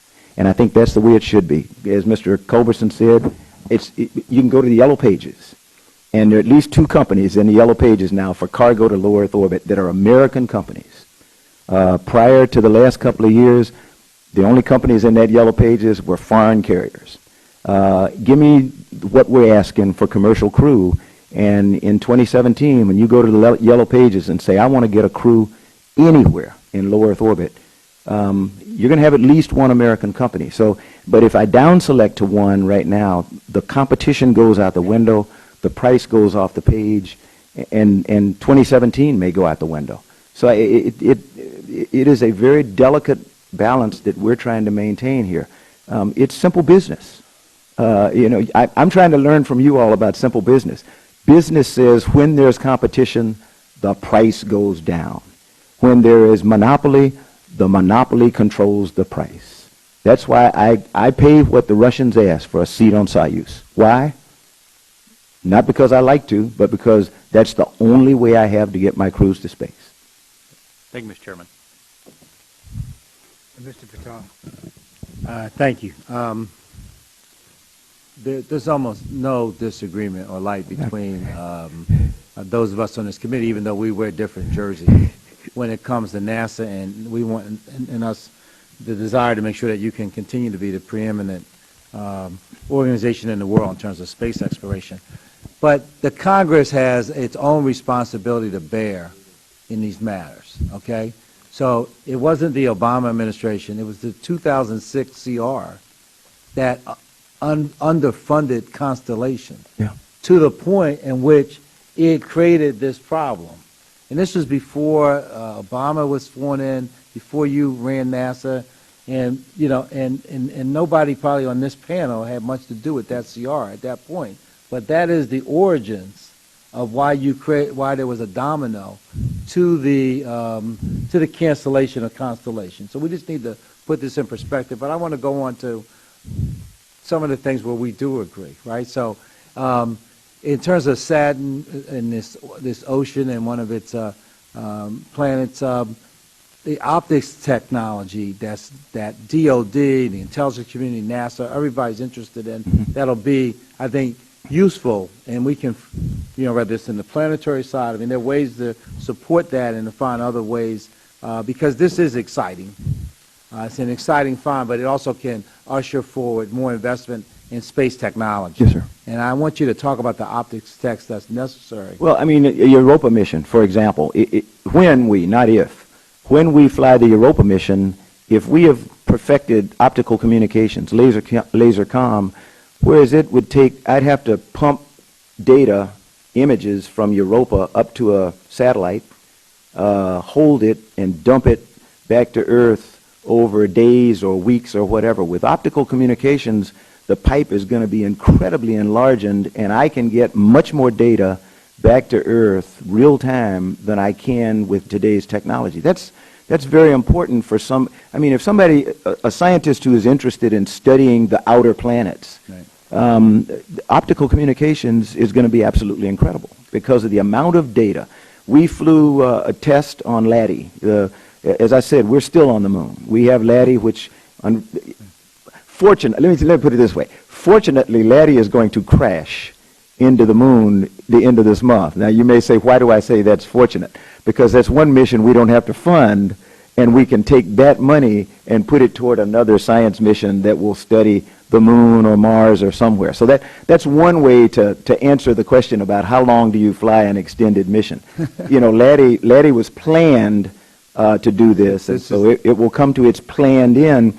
But while it's flying, we have a laser experiment, laser communications experiment. We have pumped imagery, voice, and data at internet speeds, whereas if we were doing it, you know, over S-band or some of these other frequencies, it would take days to do that. So those are the kinds of technology developments that are going to be At the tail really end of important for the my future. colleague's question, you said we'll be able to fly, if we have this competition on commercial crew, Yeah. we'll be able to fly a cruise anywhere we need to on lower Earth orbit. I don't want that understatement to stand as it is. That means that we'd be able not only to supply the space station, but that if we wanted to go to other places in lower Earth orbit, the commercial crew competition is important to that, because NASA's focus is on deep space travel, right? That's what we're funding. And so commercial crew and the competition therein is critically important. In our arguments back and forth and our talking past each other, I think a lot of people have missed the critical importance of Space Act agreements. Right. When I made a decision a little bit more than a year ago that we would extend the use of Space Act agreements in the development of commercial crew, I made it for several what I thought were important reasons. One was it would enable us to maintain competition for as long as possible. If we had to down select at that time based on the amount of money appropriated, I have no idea what the date would be when commercial crew would finally become available, and I have no idea who the contractor would have been that we would have awarded that amount of money to. You know, everybody thinks about I just didn't want, because I think it's important to note that, you know, in terms of returning to the moon or doing other things, that the private sector capacity to do so, and Nautilus, I think it's your Catalyst program, is, exactly, is part and parcel to that. That is continues to be being ramped up. I mean, you can ask Mr. Bob Bigelow about the importance of commercial crew and cargo. He's waiting to put some modules up. He's got them already made. He's not waiting. The thing that might get a lot of young people interested is your spacesuit competition. It's a public vote, and that's going to be rolled out, and you're going to conduct. And I know that one of the entrants is from Philadelphia University, or Chairman, used to be called the Philadelphia College of Textiles and Science, but it's now called Philadelphia University. So I'm not trying to put a plug in for the home team, but I am trying to put a plug in for the home team. And so I thank you, and I yield back to the Chairman. Thank you, Mr. Patel. I'm not going to go into the moon again. I just want to cover one thing for the record. We'll submit some of these questions. Dr. Carsnell, as you know, who we asked to put together the National Research Council Commission, completed its review of NASA's strategic direction, which was directed by the committee. He, quote, said, "The more we learn about the asteroid mission, the more we hear about it. People seem less enthusiastic about it." But he added, "There's a great deal of enthusiasm almost everywhere for the moon." And I have much more, but I'll just... Neil Armstrong, who we all respect, and I know you do too, shortly before he died, said, quote, "I'm persuaded that a return to the moon would be the most productive path to expanding the human presence in the solar system." And almost everyone that we talk to seems to agree with that. International Space Station. NASA has recently announced its intention to extend the life of the International Space Station from 2020 to 2024. The station's international partners, however, have not all agreed to the extension or committed any of their funds to it. What is the status of your discussions with the ISS partners about extension, and when do you expect that a station extension plan could be finalized? Mr. Chairman, if I use the example of the extension to 2020, a public fact, but a little-known fact, is that the Canadians just signed on to 2020 last year. So it is a multi-year process to go back and work with the international partners and get them to adopt what the United States proposes as policy for the International Space Station. We have already had the Russians have signed up almost right away. So right now, Mr. Ostapenko and I were the first two signatories on a document that talks about the Global Exploration Roadmap and our reliance on it, and extension of the International Space Station to 2024. But just like us, they have to go back and get financial approval from the Duma to fund to 2024. We will have to get financial support from the Congress to support 2024. I have visited Japan and I've talked with members of the Diet. They have a group that's called the Dynamic Future Dreamers, and they are about 30, 40 Diet members who are avid space enthusiasts, and they have pledged that they will help to convince the Diet to follow the United States' lead and agree to 2024 extension. I went and met with members of the French Parliament. They have a group that's called I want to say it's the Parliamentary Space Group, led by the head of the Senate, who is equivalent to the Vice President of France, who is a space enthusiast, who says that they will work enthusiastically to try to get the French Parliament to endorse adoption of President Obama's plan for extension of the International Space Station. So that would leave us, if the Europeans come on board, and their head right now, Jean-Jacques Derrida, is fully supportive of 2024, that would leave us, again, with only the Canadians to engage. The head of the Canadian Space Agency supports it, but he's got to go back and get approval from the Canadian Parliament, or endorsement from the Canadian Parliament. So it's a multi-year process. So there are yet a number that have not. No one except Russia and the United States have adopted it by putting a name on a dotted line. It's like Congressman Culberson said about a presidential proposal, the budget submission. The President proposes and Congress disposes. The U.S. proposes with reference to the International Space Station, and the partners dispose because they have to provide funding. And they all now are trying to make sure that they can provide funding through 2020. So they've got to wrestle with how they get. We are confident that they all will come aboard, just as it took the Canadians quite a long time to come aboard, but we think they will. But that's an ongoing process that we continue to work. As recently as 2 weeks ago, you told the Congress that events in the Ukraine were having no impact on NASA's cooperative relationship with Russia. 6 days later, however, NASA announced an indefinite suspension of all joint activities except for space station operations. What happened in those 6 days to change your opinion? Mr. Chairman, what's more important is what happened immediately after that was reported, because that was in error. We did not announce a secession of. It was reported in the Russian press and in the U.S. press that NASA had announced a secession of all cooperation with the Russians, and that was not true. We have gone back. The process being used now through the interagency process that we always utilize is on a case-by-case basis. We get an activity accepted from any prohibition of cooperation. The International Space Station was accepted immediately, so that was never in question. So that relationship with Roscosmos and the International Space Station was never really in jeopardy. Subsequently, we have gone back and we have gotten a case-by-case accepted status to things like COSPAR, which is one of the largest scientific forum, international, multinational, but it's hosted by the Russians in Moscow this coming year. So we had, in order to allow NASA scientists to go, we had to get that put on the list of accepted activities, and we've succeeded in doing that. We cooperate with the Russians on Curiosity. They have the radiation monitoring instrument, DAN, on Curiosity. We went in on a case-by-case basis, and we got that accepted. So our relationship, as I said before, with Roscosmos continues to be very good. Our relationship with other Russian entities, we work on a case-by-case basis. I want to say we have 3 different activities right now that we are in the process of requesting exception for, but they really are bilateral. We don't have there's no multilateral relationship there, and they are lesser types of projects or projects that are in the making that haven't started yet, and we're requesting exception. So the unfortunate thing was that the headline was wrong. Do you have any contingency plans for station operations in the absence of Russian support? What if they were to say that they're not going to support? The reports were they were not going to go into the Crimea, and they did. We read today's Washington Post of what to do in cities. Do you have a contingency plan? As I mentioned earlier, Mr. Chairman, when Dr. Harris asked a similar question, if the Russians were to say they are not going to support, that would only impact 2 things, 2 critical things. It would impact the ability to get crews there because they provide transportation.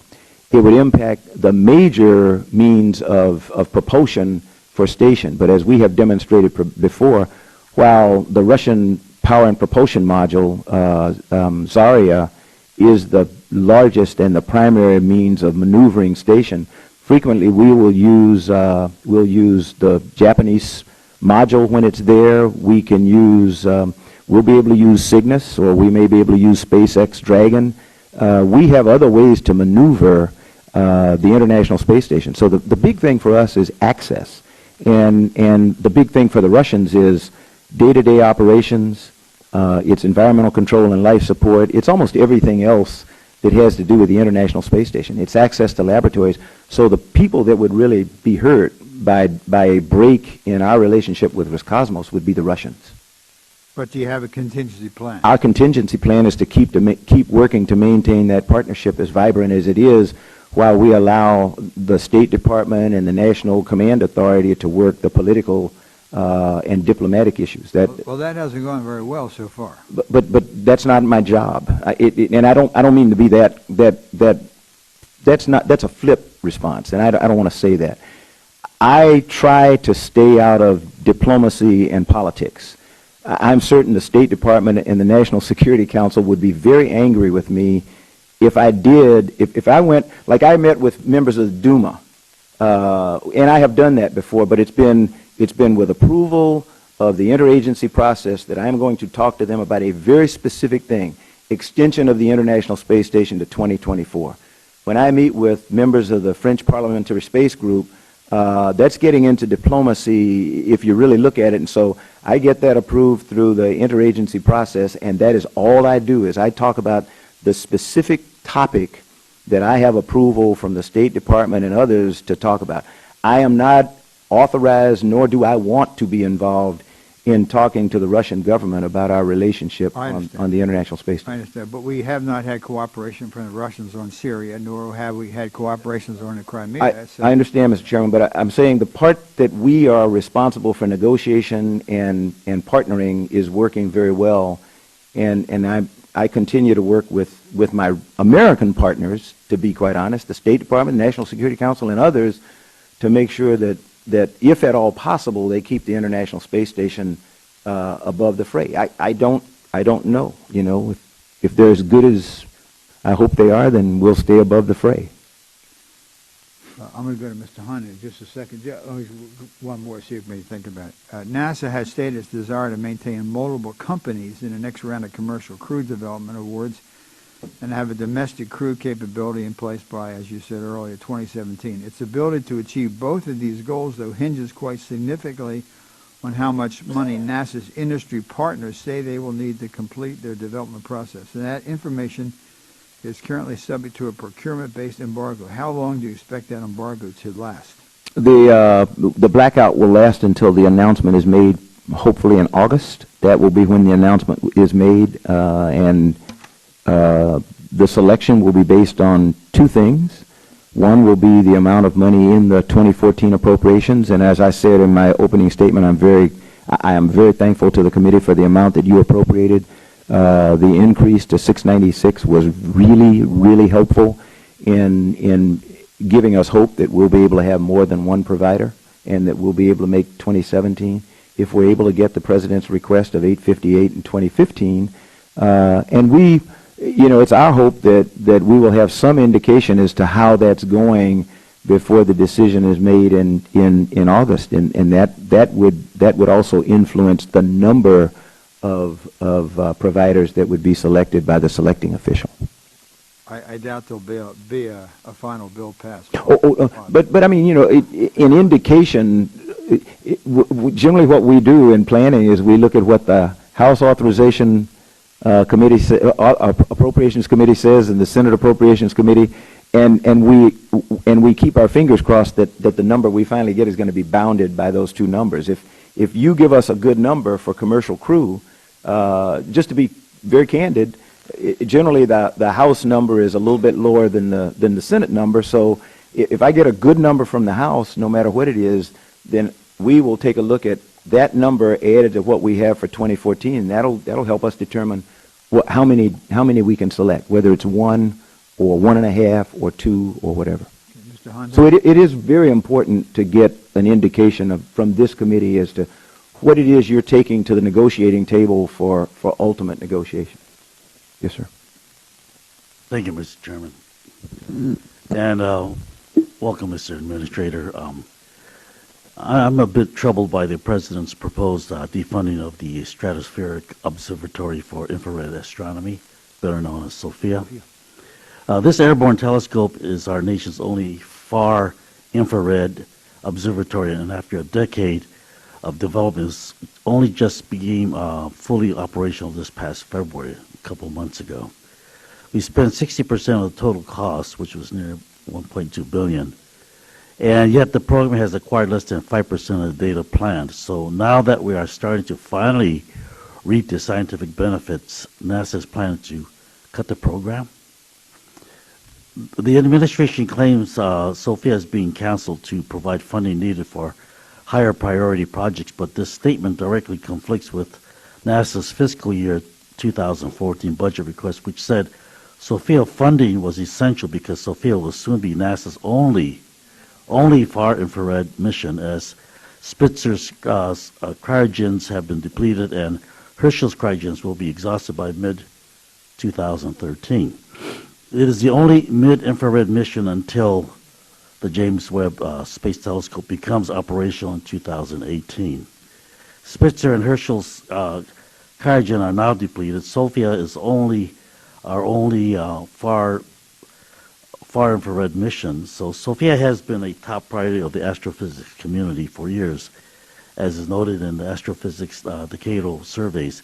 It's been a top priority of NASA, as demonstrated in previous budget requests to this committee. And now that SOFIA is just starting to become operational and provides unique scientific insights into the universe, the administration is planning to cut it. So the question is, what specific scientific and technical review and analysis was performed during the FY15 budget formulation process to support NASA's proposal to cancel SOFIA?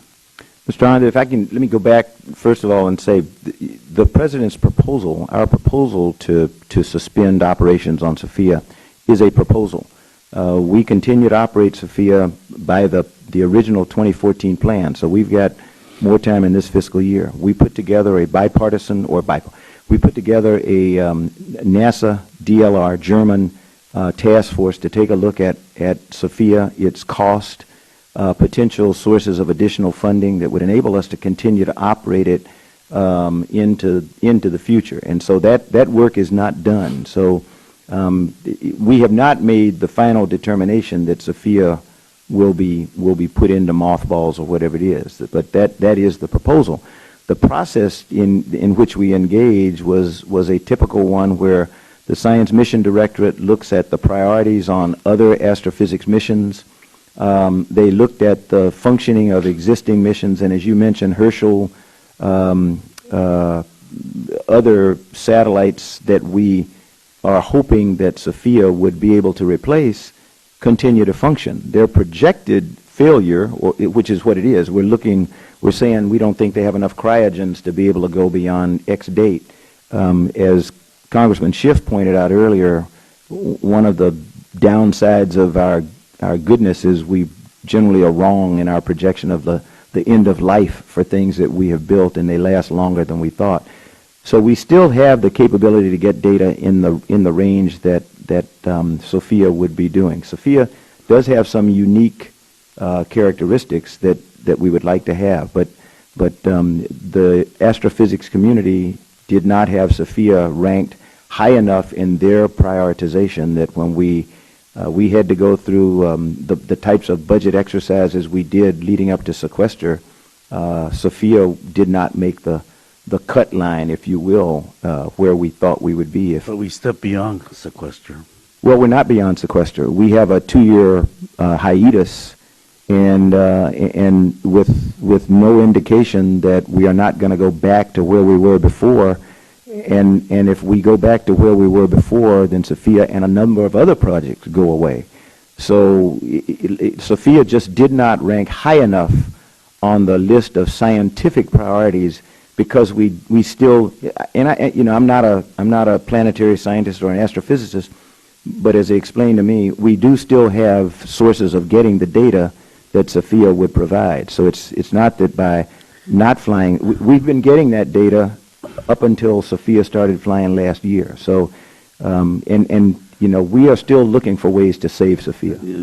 The response is appreciated, but not sufficient in my mind. I don't because if we're talking about limited funding in the next couple of years because of sequestration, perhaps a decision was based upon that and not see much more than that.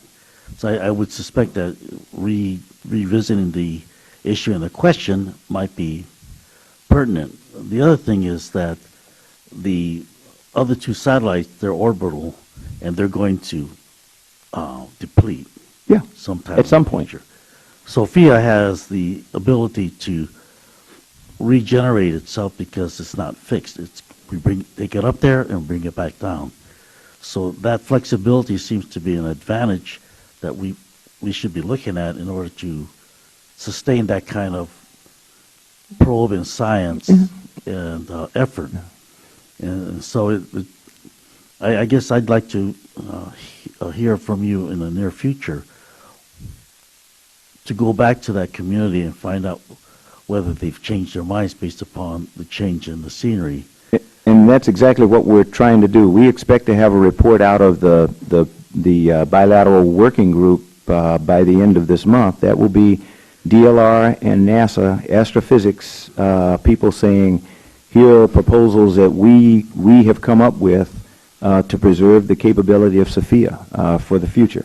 We have a solicitation out to see if there are other potential partners, whether international or agencies, other agencies of the government and the like.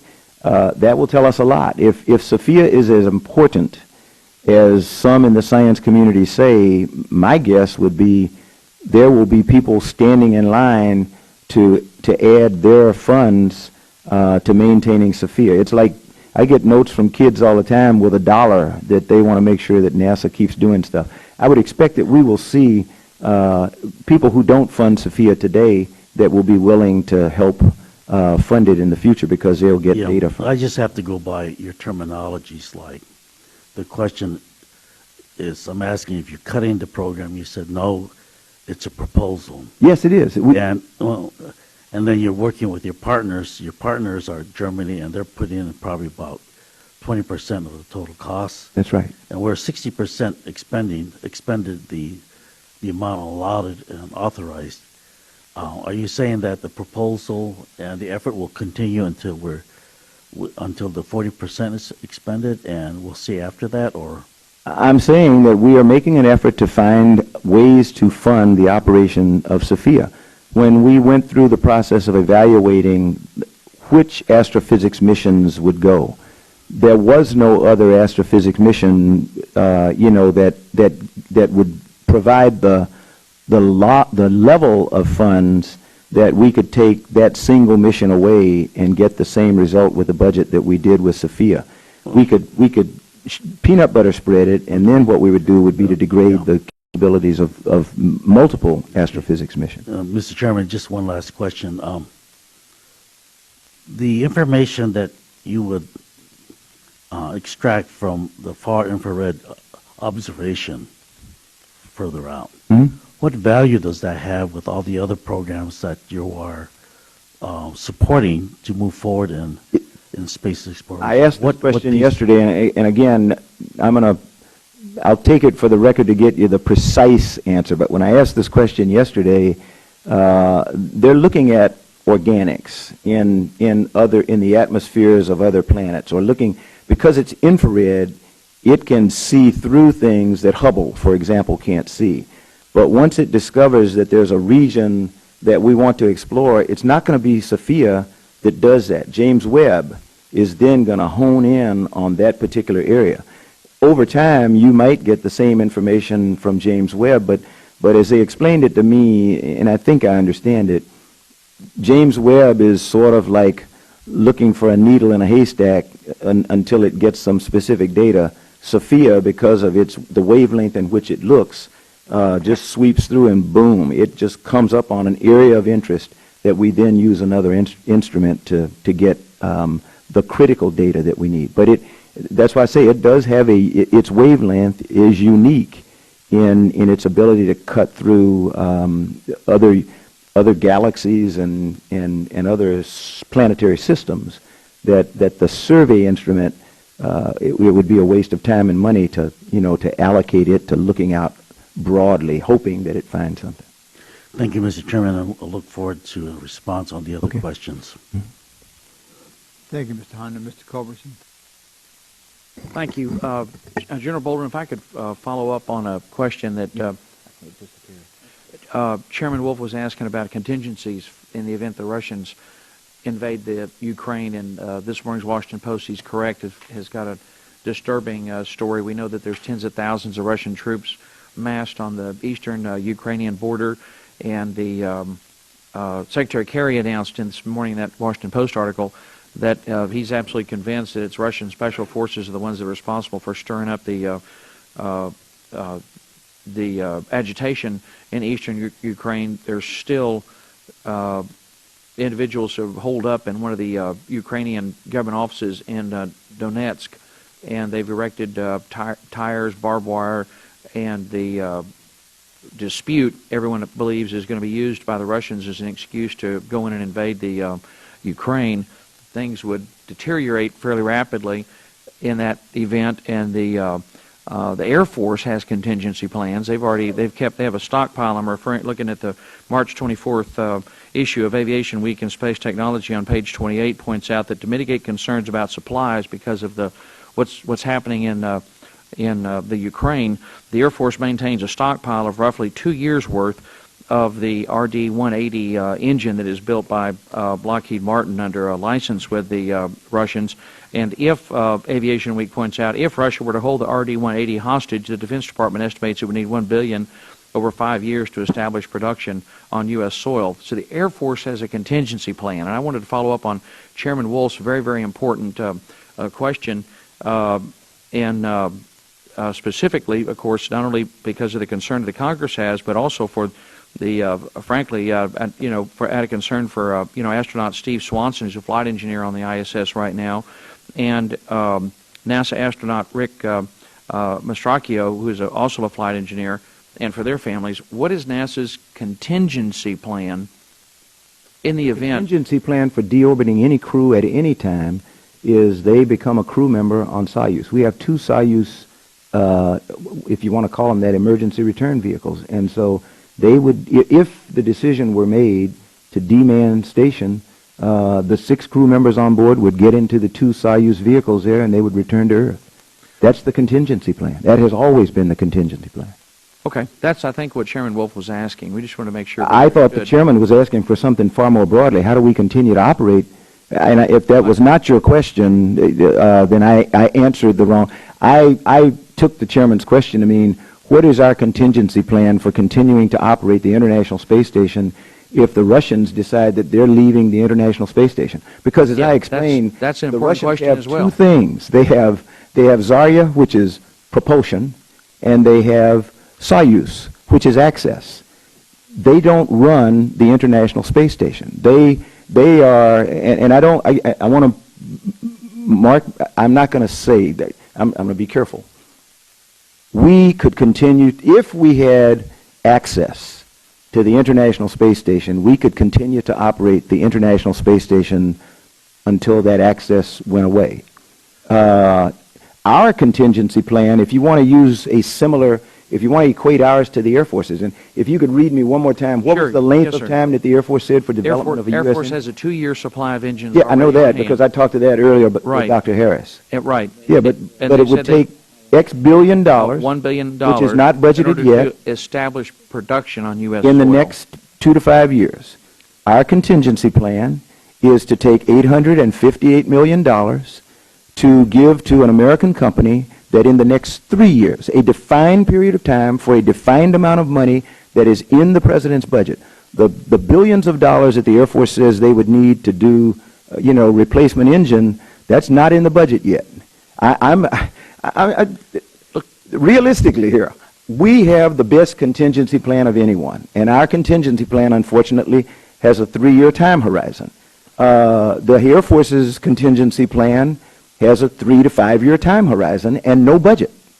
So I would take where I am. I can get one provider on what I have from the 2014 budget, unless the Congress decides that, okay, we've had it with commercial crew. If you wanted to stop me from providing transportation to my crews. No one suggested that. But you asked the question. So the answer to the question is, my contingency plan is a robust commercial crew program available in the next 3 years at the cost of $858 million in the 2015 budget. Yeah.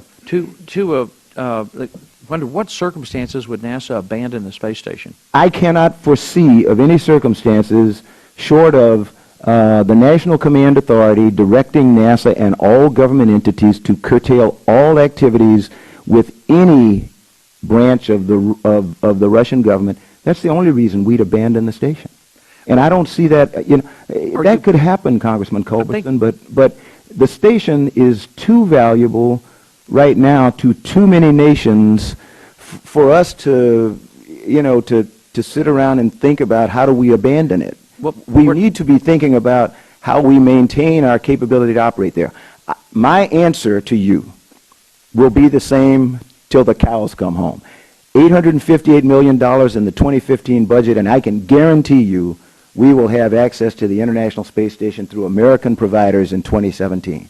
That's my answer. That is my contingency plan. And I think that's a pretty good contingency plan. But 2 of those commercial crew providers use that Russian engine. Do you know who's bidding on commercial crew? I don't. I don't know who the providers are. I don't know what platform they're planning to use. Sierra Nevada, I hope, is one. Sierra Nevada, to my knowledge, is not using Russian engines.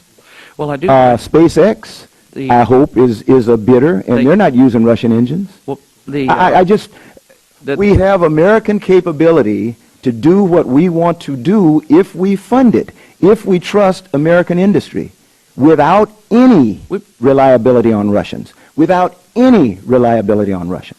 I think what the chairman's asking, and all I'm really driving at too, you've got no better. The chairman's question. I think I'm trying to answer your question. You've got no better group of friends up here than this subcommittee, and we're just trying to get a handle on whether or not you've made contingency.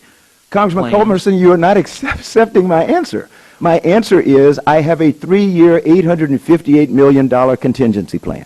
That is my. Now, you may not like that. That may be unacceptable to this committee. Well, no, but I think my contingency plan is better than what you just read to me that the Air Force says their contingency plan is. Because they've got to convince the President and the Congress to put an extra couple of $2 billion into the budget, which I support, by the way, because we're a part of the engine initiative that I responded to Dr. Harris earlier. I said we don't know how much it's going to cost. The Air Force's contingency plan was to develop a 2-year stockpile they've got on hand. I'm talking about short-term contingency plans. Yes. Yeah, that's what we're driving at. And SpaceX's CEO, Elon Musk, referring to the same article on March 24th, Aviation Week, Musk has suggested the Pentagon eliminate its dependence on the Russian engine by using the SpaceX Falcon 9 version 1.1 in place of the Atlas V. So the private sector's developing alternatives and contingencies, and I think that's all we're trying to determine. And that's funded by us, funded by NASA. Elon Musk can say what he can say because NASA invested in SpaceX. Yeah. Both of the Boeing, my staff just handed me a note that the Boeing CST-100, the Sierra Nevada Ocean what? Dream Chaser, both used the Atlas vehicle, and of course. Okay, I didn't know that. Okay, I knew that Boeing had talked about using. They're talking about using. And I'm not trying to be cute. I am not the selection official, and in a blackout period, I don't know whether we have 5 companies that have submitted proposals or 1 company. So I don't know, and that's all we're looking for is to know that you're thinking about that. We'd like to know that you're working on this for something short-term. I'm working really hard on it, and I told you my contingency plan is $858 million requested by the President and reliance on at least one of those American companies that I hope has a proposal in. Now, if SpaceX, Sierra Nevada, Boeing, some of the others didn't put a bid in, and I have none, then my contingency plan goes up in smoke. You know, I need for at least one of those companies to have bid. But because we're in blackout, I do not know who submitted a bid. I also want to make sure to get in for the record that there was a hearing before the subcommittee on the authorizing side last May, specifically on the asteroid retrieval mission. Steve Squires, who is Steve Squires, pretty important guy. He's chairman Very of the important. Halo He's the Survey. chairman of my NASA Advisory Council. And in his testimony last spring, Squires found no connection between the asteroid retrieval mission and Mars exploration, adding that he does not see the need for landing on any surface, the moon, an asteroid, or any one of the moons of Mars, as preparation for a landing on Mars. He believes the capability needed to go to Mars can be demonstrated in cislunar space, and given the performance capabilities of SLS and Orion, it is the only significant destination beyond low Earth orbit that can be reached for the foreseeable future. And his opinion was shared by the head of the Lunar and Planetary Institute. They didn't see any connection between the asteroid mission and going to Mars, as well as Doug Cook, who was head of NASA's Exploration Systems Mission Directorate until 2011. Knowledgeable, capable people, but it's just, I think, important to remember that the asteroid retrieval mission, again, as Chairman Wolf has said, it's just not generated that much. Mr. Culbertson, quite the contrary. Interest In Congress. What you cite from Dr. Squires is more than a year old, and even in his statement, he said cislunar space. If you look at that chart where it says proving ground, that's cislunar space. That's what Steve Squires is talking about. Right. He's saying that's where you develop the technology. It's correct. That is exactly not necessarily what with we're pushing a trying to rock do. into that. We are trying to get to cislunar space. The asteroid redirect mission allows us to get to cislunar space. It has a number of requirements that it levies on us. Solar electric propulsion. I don't need solar electric propulsion to fly SLS and Orion to cislunar space. I can fly them there, and then what do?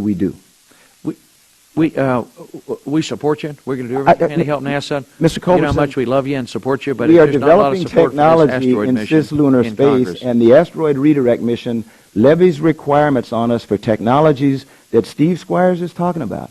But Steve, as he told me, I know exactly what he's talking about because I talk to him regularly. He's the chairman of my NASA Advisory Council. I think if you brought Steve Squires in here today, he would say something different to you.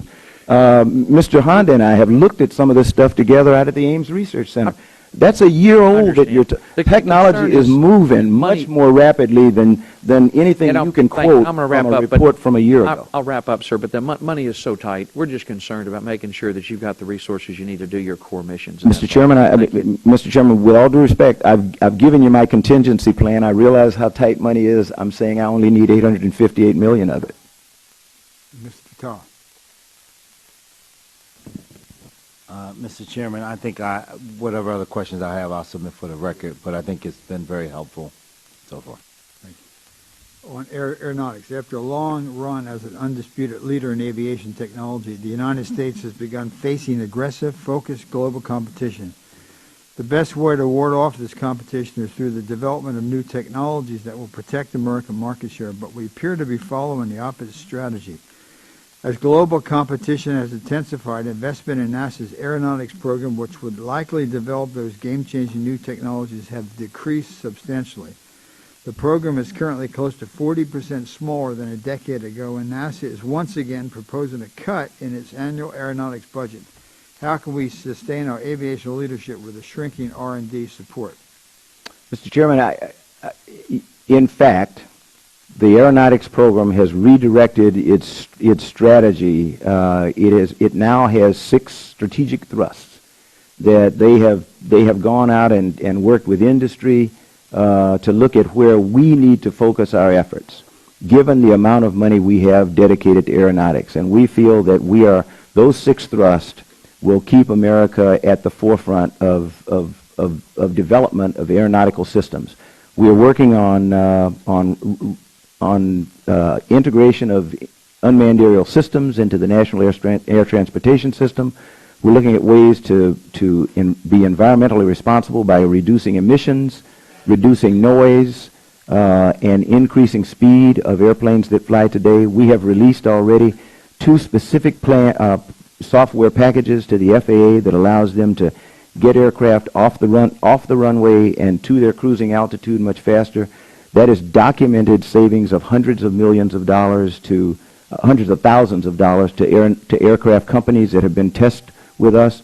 We're about to put a test in place at Charlotte Airport with U.S. Airways on a ground radar system and a ground management system that will increase the efficiency of airplanes getting from the gate to the runway for takeoff. And that's just that's the change in direction that aeronautics has made, because we're trying to do what the industry needs for us to do to keep them competitive. It's the largest balance of trade item this nation has, and we're trying to keep it robust and number one, and I think we're doing that.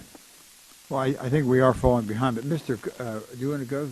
Yeah, I'll go to Mr. Adderall so he can, I'll come back to you. Go ahead. Yeah. Oh, I understand the interim cryogenic propulsion upper stage would make sense for 1 or 2 missions, but start more robust work now on the SLS upper stage that creates at least 2 significant possibilities. Only the SLS with the robust upper stage could carry the biggest possible Europa mission, and it will get the results back to the scientific community in less than half the time of current rockets. Also, there's significant interest by international partners in moon-related missions. Meanwhile, a few minutes ago you mentioned Bigelow. They have proposed modules which could be useful to addition to the space station, as well as platforms for orbiting or landing on the moon. Tell me, what would be the problem if we moved ahead with substantial work on a robust upper stage and designate SLS as the vehicle for the Europa mission? Secondly, that we plan an SLS mission involving international partners and additional commercial companies, a mission involving either an international space station, the moon, or both, something that would be possible only with an SLS rocket. Do you believe there's congressional support for these 2 ideas? I would hope so, because we're embarked upon some of those things that you just mentioned. We don't know yet whether the science community is warming to the use of SLS as a launch vehicle for Europa. This is an idea that has just come forward in the last 12 months. I think Congressman Culberson knows. It's just been the last 12 months that we've actually started saying, you know, if we launched a Europa mission on an Atlas V the way we traditionally would do it, it would have to go out around Venus or go around some other planet, and it's, you know, and it's an 8-year mission to get there. If we launch that same mission, we think, on an SLS, it's a direct flight, and it gets there 2 years prior to the Atlas V that launched that same Europa mission. That is a technological gain just by developing SLS. So we are looking at that, but we're not at the stage where we're willing to make that commitment yet. But the science community is trying to warm to that. In terms of why not commit to an upper stage, it's because that would mean that we have decided to abandon an advanced booster. The decision process in which we're engaged right now with SLS is, do we go with an advanced booster to give us the larger capacity, or do we go with an advanced upper stage? You don't need both. And the advanced booster with the interim upper stage, or the advanced booster with something that already exists, would give us 130 metric ton capability. So that is a critical decision that we have to make, and it's a decision that will bear on the industrial workforce or whatever. You know, those are important decisions for a lot of different reasons. When you talked about using collaboration with foreign partners and commercial, that's exactly what we're trying to do. We're going to put a beam, which is a Bigelow module, on the International Space Station next year, 2015, to take a look at it. It'll be heavily instrumented. We'll see how good it is. Can it do what we think it can do? That will enable Bigelow to have data that he can then take to the marketplace and say, look, I tested this on the International Space Station. He's had 2 modules that have been in space for probably 5 years now, but they're uninstrumented. He has no idea. He knows they're there, but that's all he knows. But on the two ideas you talked about, you said you hope that there'll be commercial support. Would that be something you would support? We're doing that. That's not something I would support. We are committed to fly a beam to the International Space Station We have committed, we now have an international partner in the critical path for Orion. The service module is to be developed by the European Space Agency, and they made the decision to partner with Lockheed Martin. So if you were to talk to anybody today working the Orion program, they would tell you that the contractor for the service module, which is an integral part of an exploration mission, Orion doesn't, crews can't survive in Orion to Mars. They need a service module and a habitation module. So the service module, we've already made the commitment. The Europeans are in the critical path. If they don't deliver, we don't go. So I think, you know, I did that to show that I'm serious about depending on international collaboration. There is a price to be paid, as we're finding out right now with our partnership with Roscosmos on the International Space Station. But it's a risk that I think is well worth taking, because, you know, that's something we don't have to pay for. We don't have to pay for the service module if the Europeans are providing it. So we're working really hard to get the cost, the total life cycle cost for SLS, Orion, and our exploration systems down to something the American taxpayer can afford. We're really, I know it may not seem like it at times, when we say we don't, I would love to have all the money that Congress can give me, but as a responsible taxpayer, I don't need it all right now. I need it in increments, and I need it when I need it. And I don't need 130 metric ton SLS right now. You know, I'd have to put it in the barn somewhere, because I don't have an Orion that's ready for it yet. Thank you.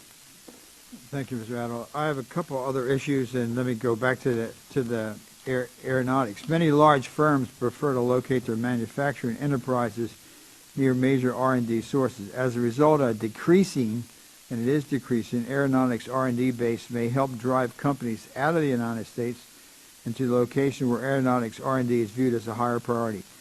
How do the size and rate of growth of your aeronautics program compared to the national aeronautics R&D investments being made by major competitors, China or Brazil? How do we compare China and Brazil? My answer, Mr. Chairman, is not a NASA answer. My answer is a national answer. There are some things that are critical national capabilities.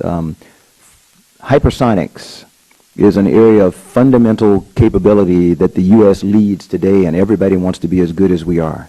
I don't need to tell you, China is putting huge amounts of money into sending kids to college and to graduate school and to postgrad to become experts in fundamental hypersonics so that they can catch the United States.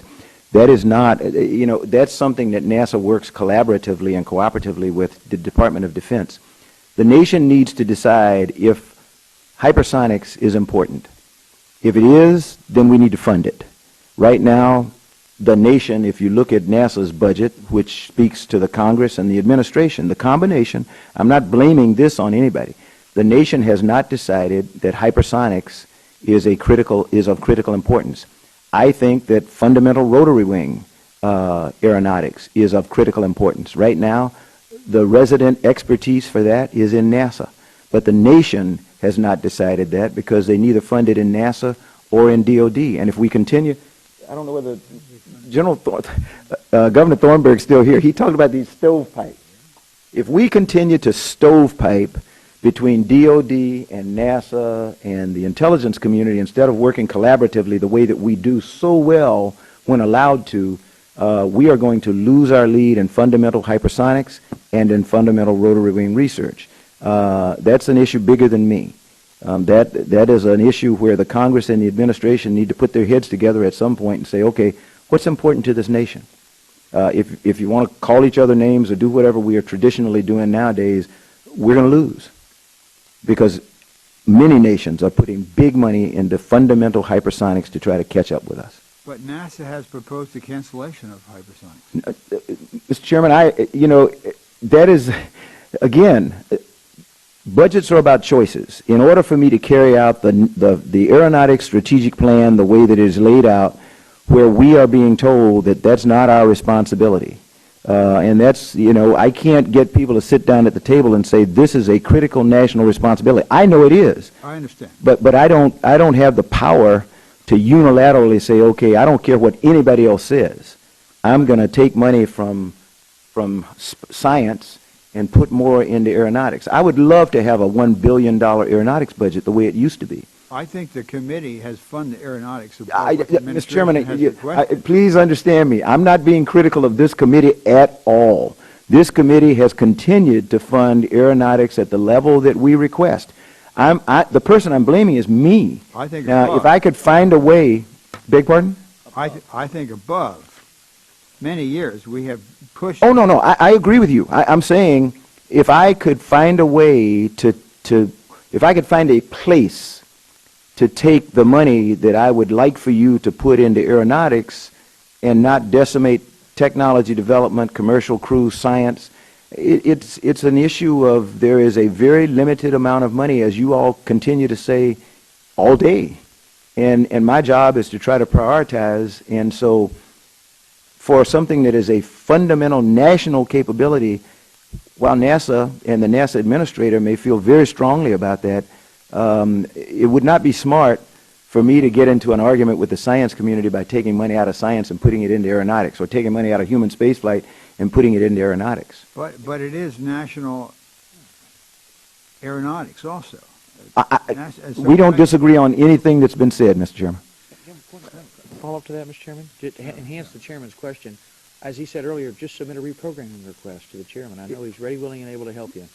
Make sure you Mr. Culbertson, you know what reprogramming means. Reprogramming means take money from this stack and put it in that stack. I don't have another program that because of where hypersonics ranks today in our national portfolio, at least what I'm being told, I don't think it would be wise for NASA to take money out of something else that I think and you all think is equally as critical to put it into hypersonics when in fact it may get cut either by the Congress or somebody else, because I'm now putting it into something that I didn't ask for before. I've got to work with you all to determine how we get more money into aeronautics. It's coming out of my budget. Okay? It's not. This committee is not going to. Well, maybe you will. Maybe I should ask and let you go to some other agency and take the money. But the committee has been above on this issue. And has been above on education, and I've some. Let me move on, and I think we have to leave the room maybe at 1 o'clock. I'm not sure. Maybe we can stay later, but this is a controversial question on premium air travel. A recent Scripps News article documented what appears to be a massive overuse of premium air travel at NASA. Examples in the article include the director of Ames paying more than $14,000 for a first-class ticket. And we're talking about budget priorities, cutting aeronautics, cutting this. The director of Ames paying more than $14,000 for a first-class ticket that would cost less than $200 in coach. And you yourself using a first-class ticket to travel from D.C. to Los Angeles at a cost of $1,600 when coach fares run, I don't know, 3, 4, 5, 6. Mr. Chairman, I would be very happy to show anyone my travel records. This is a case of I'm not sure how they got or where they got the data. I don't travel first class. I do get upgrades because I travel a lot. I just went to, and the staff can go check this. I just went to a 3-day trip to Australia to celebrate the 50th anniversary of the Deep Space Network. Round trip, coach. Now, because I had 500,000 miles traveling for this country, I was able to use one of my global upgrades. But that's counted somehow as premium travel. So I can't help how it's accounted for. Well, I don't purchase my office doesn't purchase first-class tickets. Was it accurate in the article that the director of Ames paid more than $14,000 for a first-class ticket? I will take that for the record. If it said that in the report, then the report got that data from somewhere. But because they're wrong about my travel, I don't accept anything about the travel of anybody else in the agency. Would you look on and that? We are looking into it. The IG is looking into it. We have. But I think we want to know. It's also my understanding that NASA has stopped responding to requests from the press regarding upgraded airline tickets for thousands of flights. It was also my understanding that your CFO, Beth Robinson, refused to answer many of the questions during a recent interview about premium travel upgrades. Would you have your people just cooperate with the media? I'm not responsible to the media. I am responsible to this committee and the American taxpayer. I don't. I don't respond to Scripps or whoever it was that gets the data wrong no matter what I tell them. My people don't have time. But, Mr. Administrator, I'm just saying, Mr. Chairman, we'll respond to you. But maybe by sitting down. We tried that. It didn't work. Mr. Chairman, we tried to work with them for months. They have called the homes of my employees. They have done everything, but they don't like the answer they get when they talk to the traveler. You know, when I started out in the Marine Corps, if you travel more than 9,000 miles, you rated business class, and you got a business class ticket. The limit is now 14,000. It's now 4 hours. It's 9 hours of travel. It's now 14 hours of travel in an effort to save money. My trip to Sydney, Australia, and back was 14 and a half hours one way and 15 hours the other way, and we got a coach ticket. Now, we rated getting a business ticket by regulation, by travel regulation, but that's not the way we do it. We purchase, and we don't buy the ticket, by the way. There is a central ticketing authority, CI Travel or something, so I have no idea. Every once in a while, they'll put me in a certain class that I can't even use my upgrade miles. So sometimes you win, sometimes you lose. I don't think that it's worth the taxpayers' time and effort for me to try to respond to a newspaper Well, you're person. responding to the committee with all deference. If the gentleman took a $14,000 first-class ticket. Oh, I'm going to get that answer, Mr. Chairman. I didn't say that. You asked me why don't I take time to respond to the newsman from Scripps, because they don't work for you, and so I don't feel any obligation to respond to them any more than I've already done. We have responded to them over and over and over again. We tried to correct the record over and over and over again. I can't force them to write something other than they wanted an inflammatory article. They got it, and they misreported some of my travel. I live with that every day. The Google lease at Ames Research Center. Last year, the NASA Inspector General investigated the real property practices that allowed H211, a small company affiliated with Google's executive leadership, to lease hangar space for a number of aircraft at the Ames Research, Ames again, coming up. Yes, sir. One of the IG's findings was that this lease was provided to H211 without public notice of the hangar's availability and without any competition, which the IG believed to be lacking in fairness and transparency. NASA agreed to revise its leasing practices by March 31 to prevent any reoccurrence of this type of circumstance. Have these revisions been complete?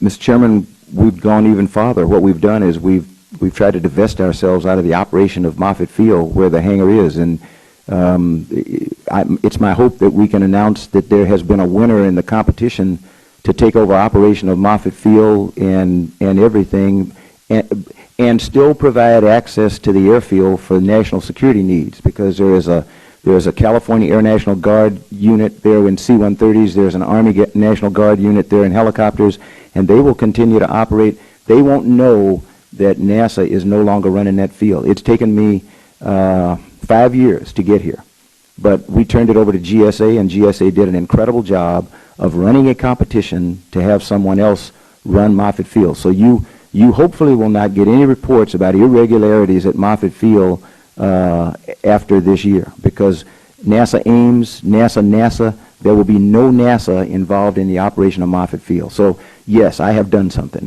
and I hope to be able to announce it publicly soon.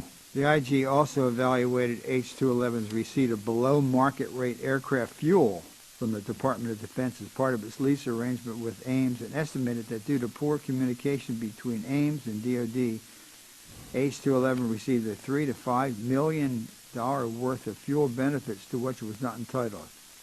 Without dictating a specific approach, the IG recommends that NASA explore possible remedies with H211 in an attempt to rectify this underpayment. What is the status of these events, and have you found a means to get them to refund the benefits? We have been working with the people investigating, but Mr. Chairman, the underpayment is to the state of California and the taxing authorities there. They paid what was the government price for the gasoline. That was a mistake, and we have rectified that. The loss in revenue. But how long did that go on? I'm not really sure. Companies can't. I mean, that should spotty. Mr. Chairman, that was This went Mr. Chairman, on. that was a miscommunications between DOD and Ames, and we have rectified that. As I said again, that practice is no longer there. They now pay commercial rate for fuel. The recoupment of funds is actually something that the state of California and the local taxing authority will have to do. The U.S. taxpayer did not lose any money. They didn't lose any tax revenue there because it's a, but that's the loss is tax revenue.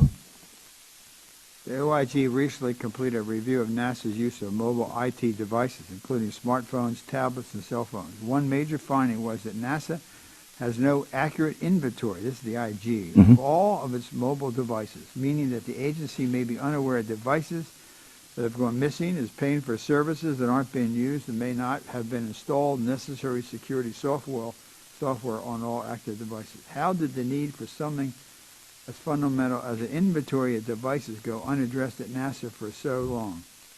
Mr. Chairman, since I've been the NASA Administrator, we have been looking at all of these issues and we have been trying to rectify it. So what we're doing now is that we are establishing a much more accurate inventory of all the IT devices that we have. Some people are being asked to turn in IT devices if they have multiples that we don't feel are appropriate.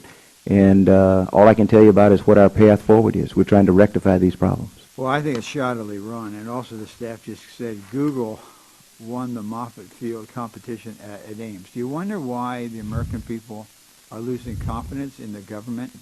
I mean, that... Mr. Chairman, the point to Ames is it was a lawful, legal competition run by the General Services Administration, not NASA. Yeah. So if Google, and I don't think it's Google, to be quite honest. I think it is a subsidiary. I think it's, what is it, Space Partners or something like that? Planetary Ventures. But NASA did not run that competition. We got out of it and gave it to the General Services Administration as the nation's landlord. And GSA ran the competition. It was a legal, open, fair competition, and the winner was the winner. We didn't have anything to do with that. Google to restore Hangar 1 and operate... To save the American taxpayer $68 million. Yeah. I haven't interrupted you. I'm sorry. If I may. On Monday, federal officials announced they have chosen a Google subsidiary to restore landmark Hangar 1 at Moffett Field and assume control of the airfield's two runways. I think it borders on being shocking, and I can see this is why the American people just say, getting breaks on aviation fuel. The average company doesn't get that. The average American citizen doesn't get it. Getting breaks on hangars. It's just not appropriate. I mean, from the values that it's just not appropriate. Now, let me move on. We're going to have other questions for the record. Last two questions. I'm going to go to Mr.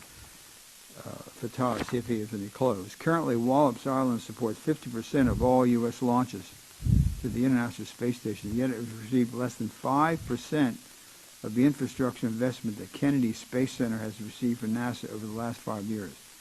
For example, KSC has received nearly $700 million infrastructure upgrades under the 21st Century Space Launch Complex program, while Wallops received $5 million. It's my understanding that Wallops has a number of urgent needs, including infrastructure upgrades and a need for expanded payload processing facilities, given the increased use of this important NASA range. Why is there such a large, somewhat discrepancy, but a large discrepancy in the infrastructure upgrades between KSC and Wallops over the last 5 years, and what are your plans on investing in Wallops? Primarily, reason is because KSC is a federal facility, and the money spent down there for the 21st Century Launch Complex is for Launch Complex 39B, where we intend to launch NASA missions. It is not a commercial launch facility. The facility at Wallops is a commercial launch facility that belongs to the state of Virginia and is run by Mars, the Mid-Atlantic Regional Spaceport. And we don't, we entered into a Space Act agreement with them. Orbital Sciences gave them money. That is a state of Virginia enterprise. That's not a federal enterprise. So that's the primary reason for the difference in amount of money being spent.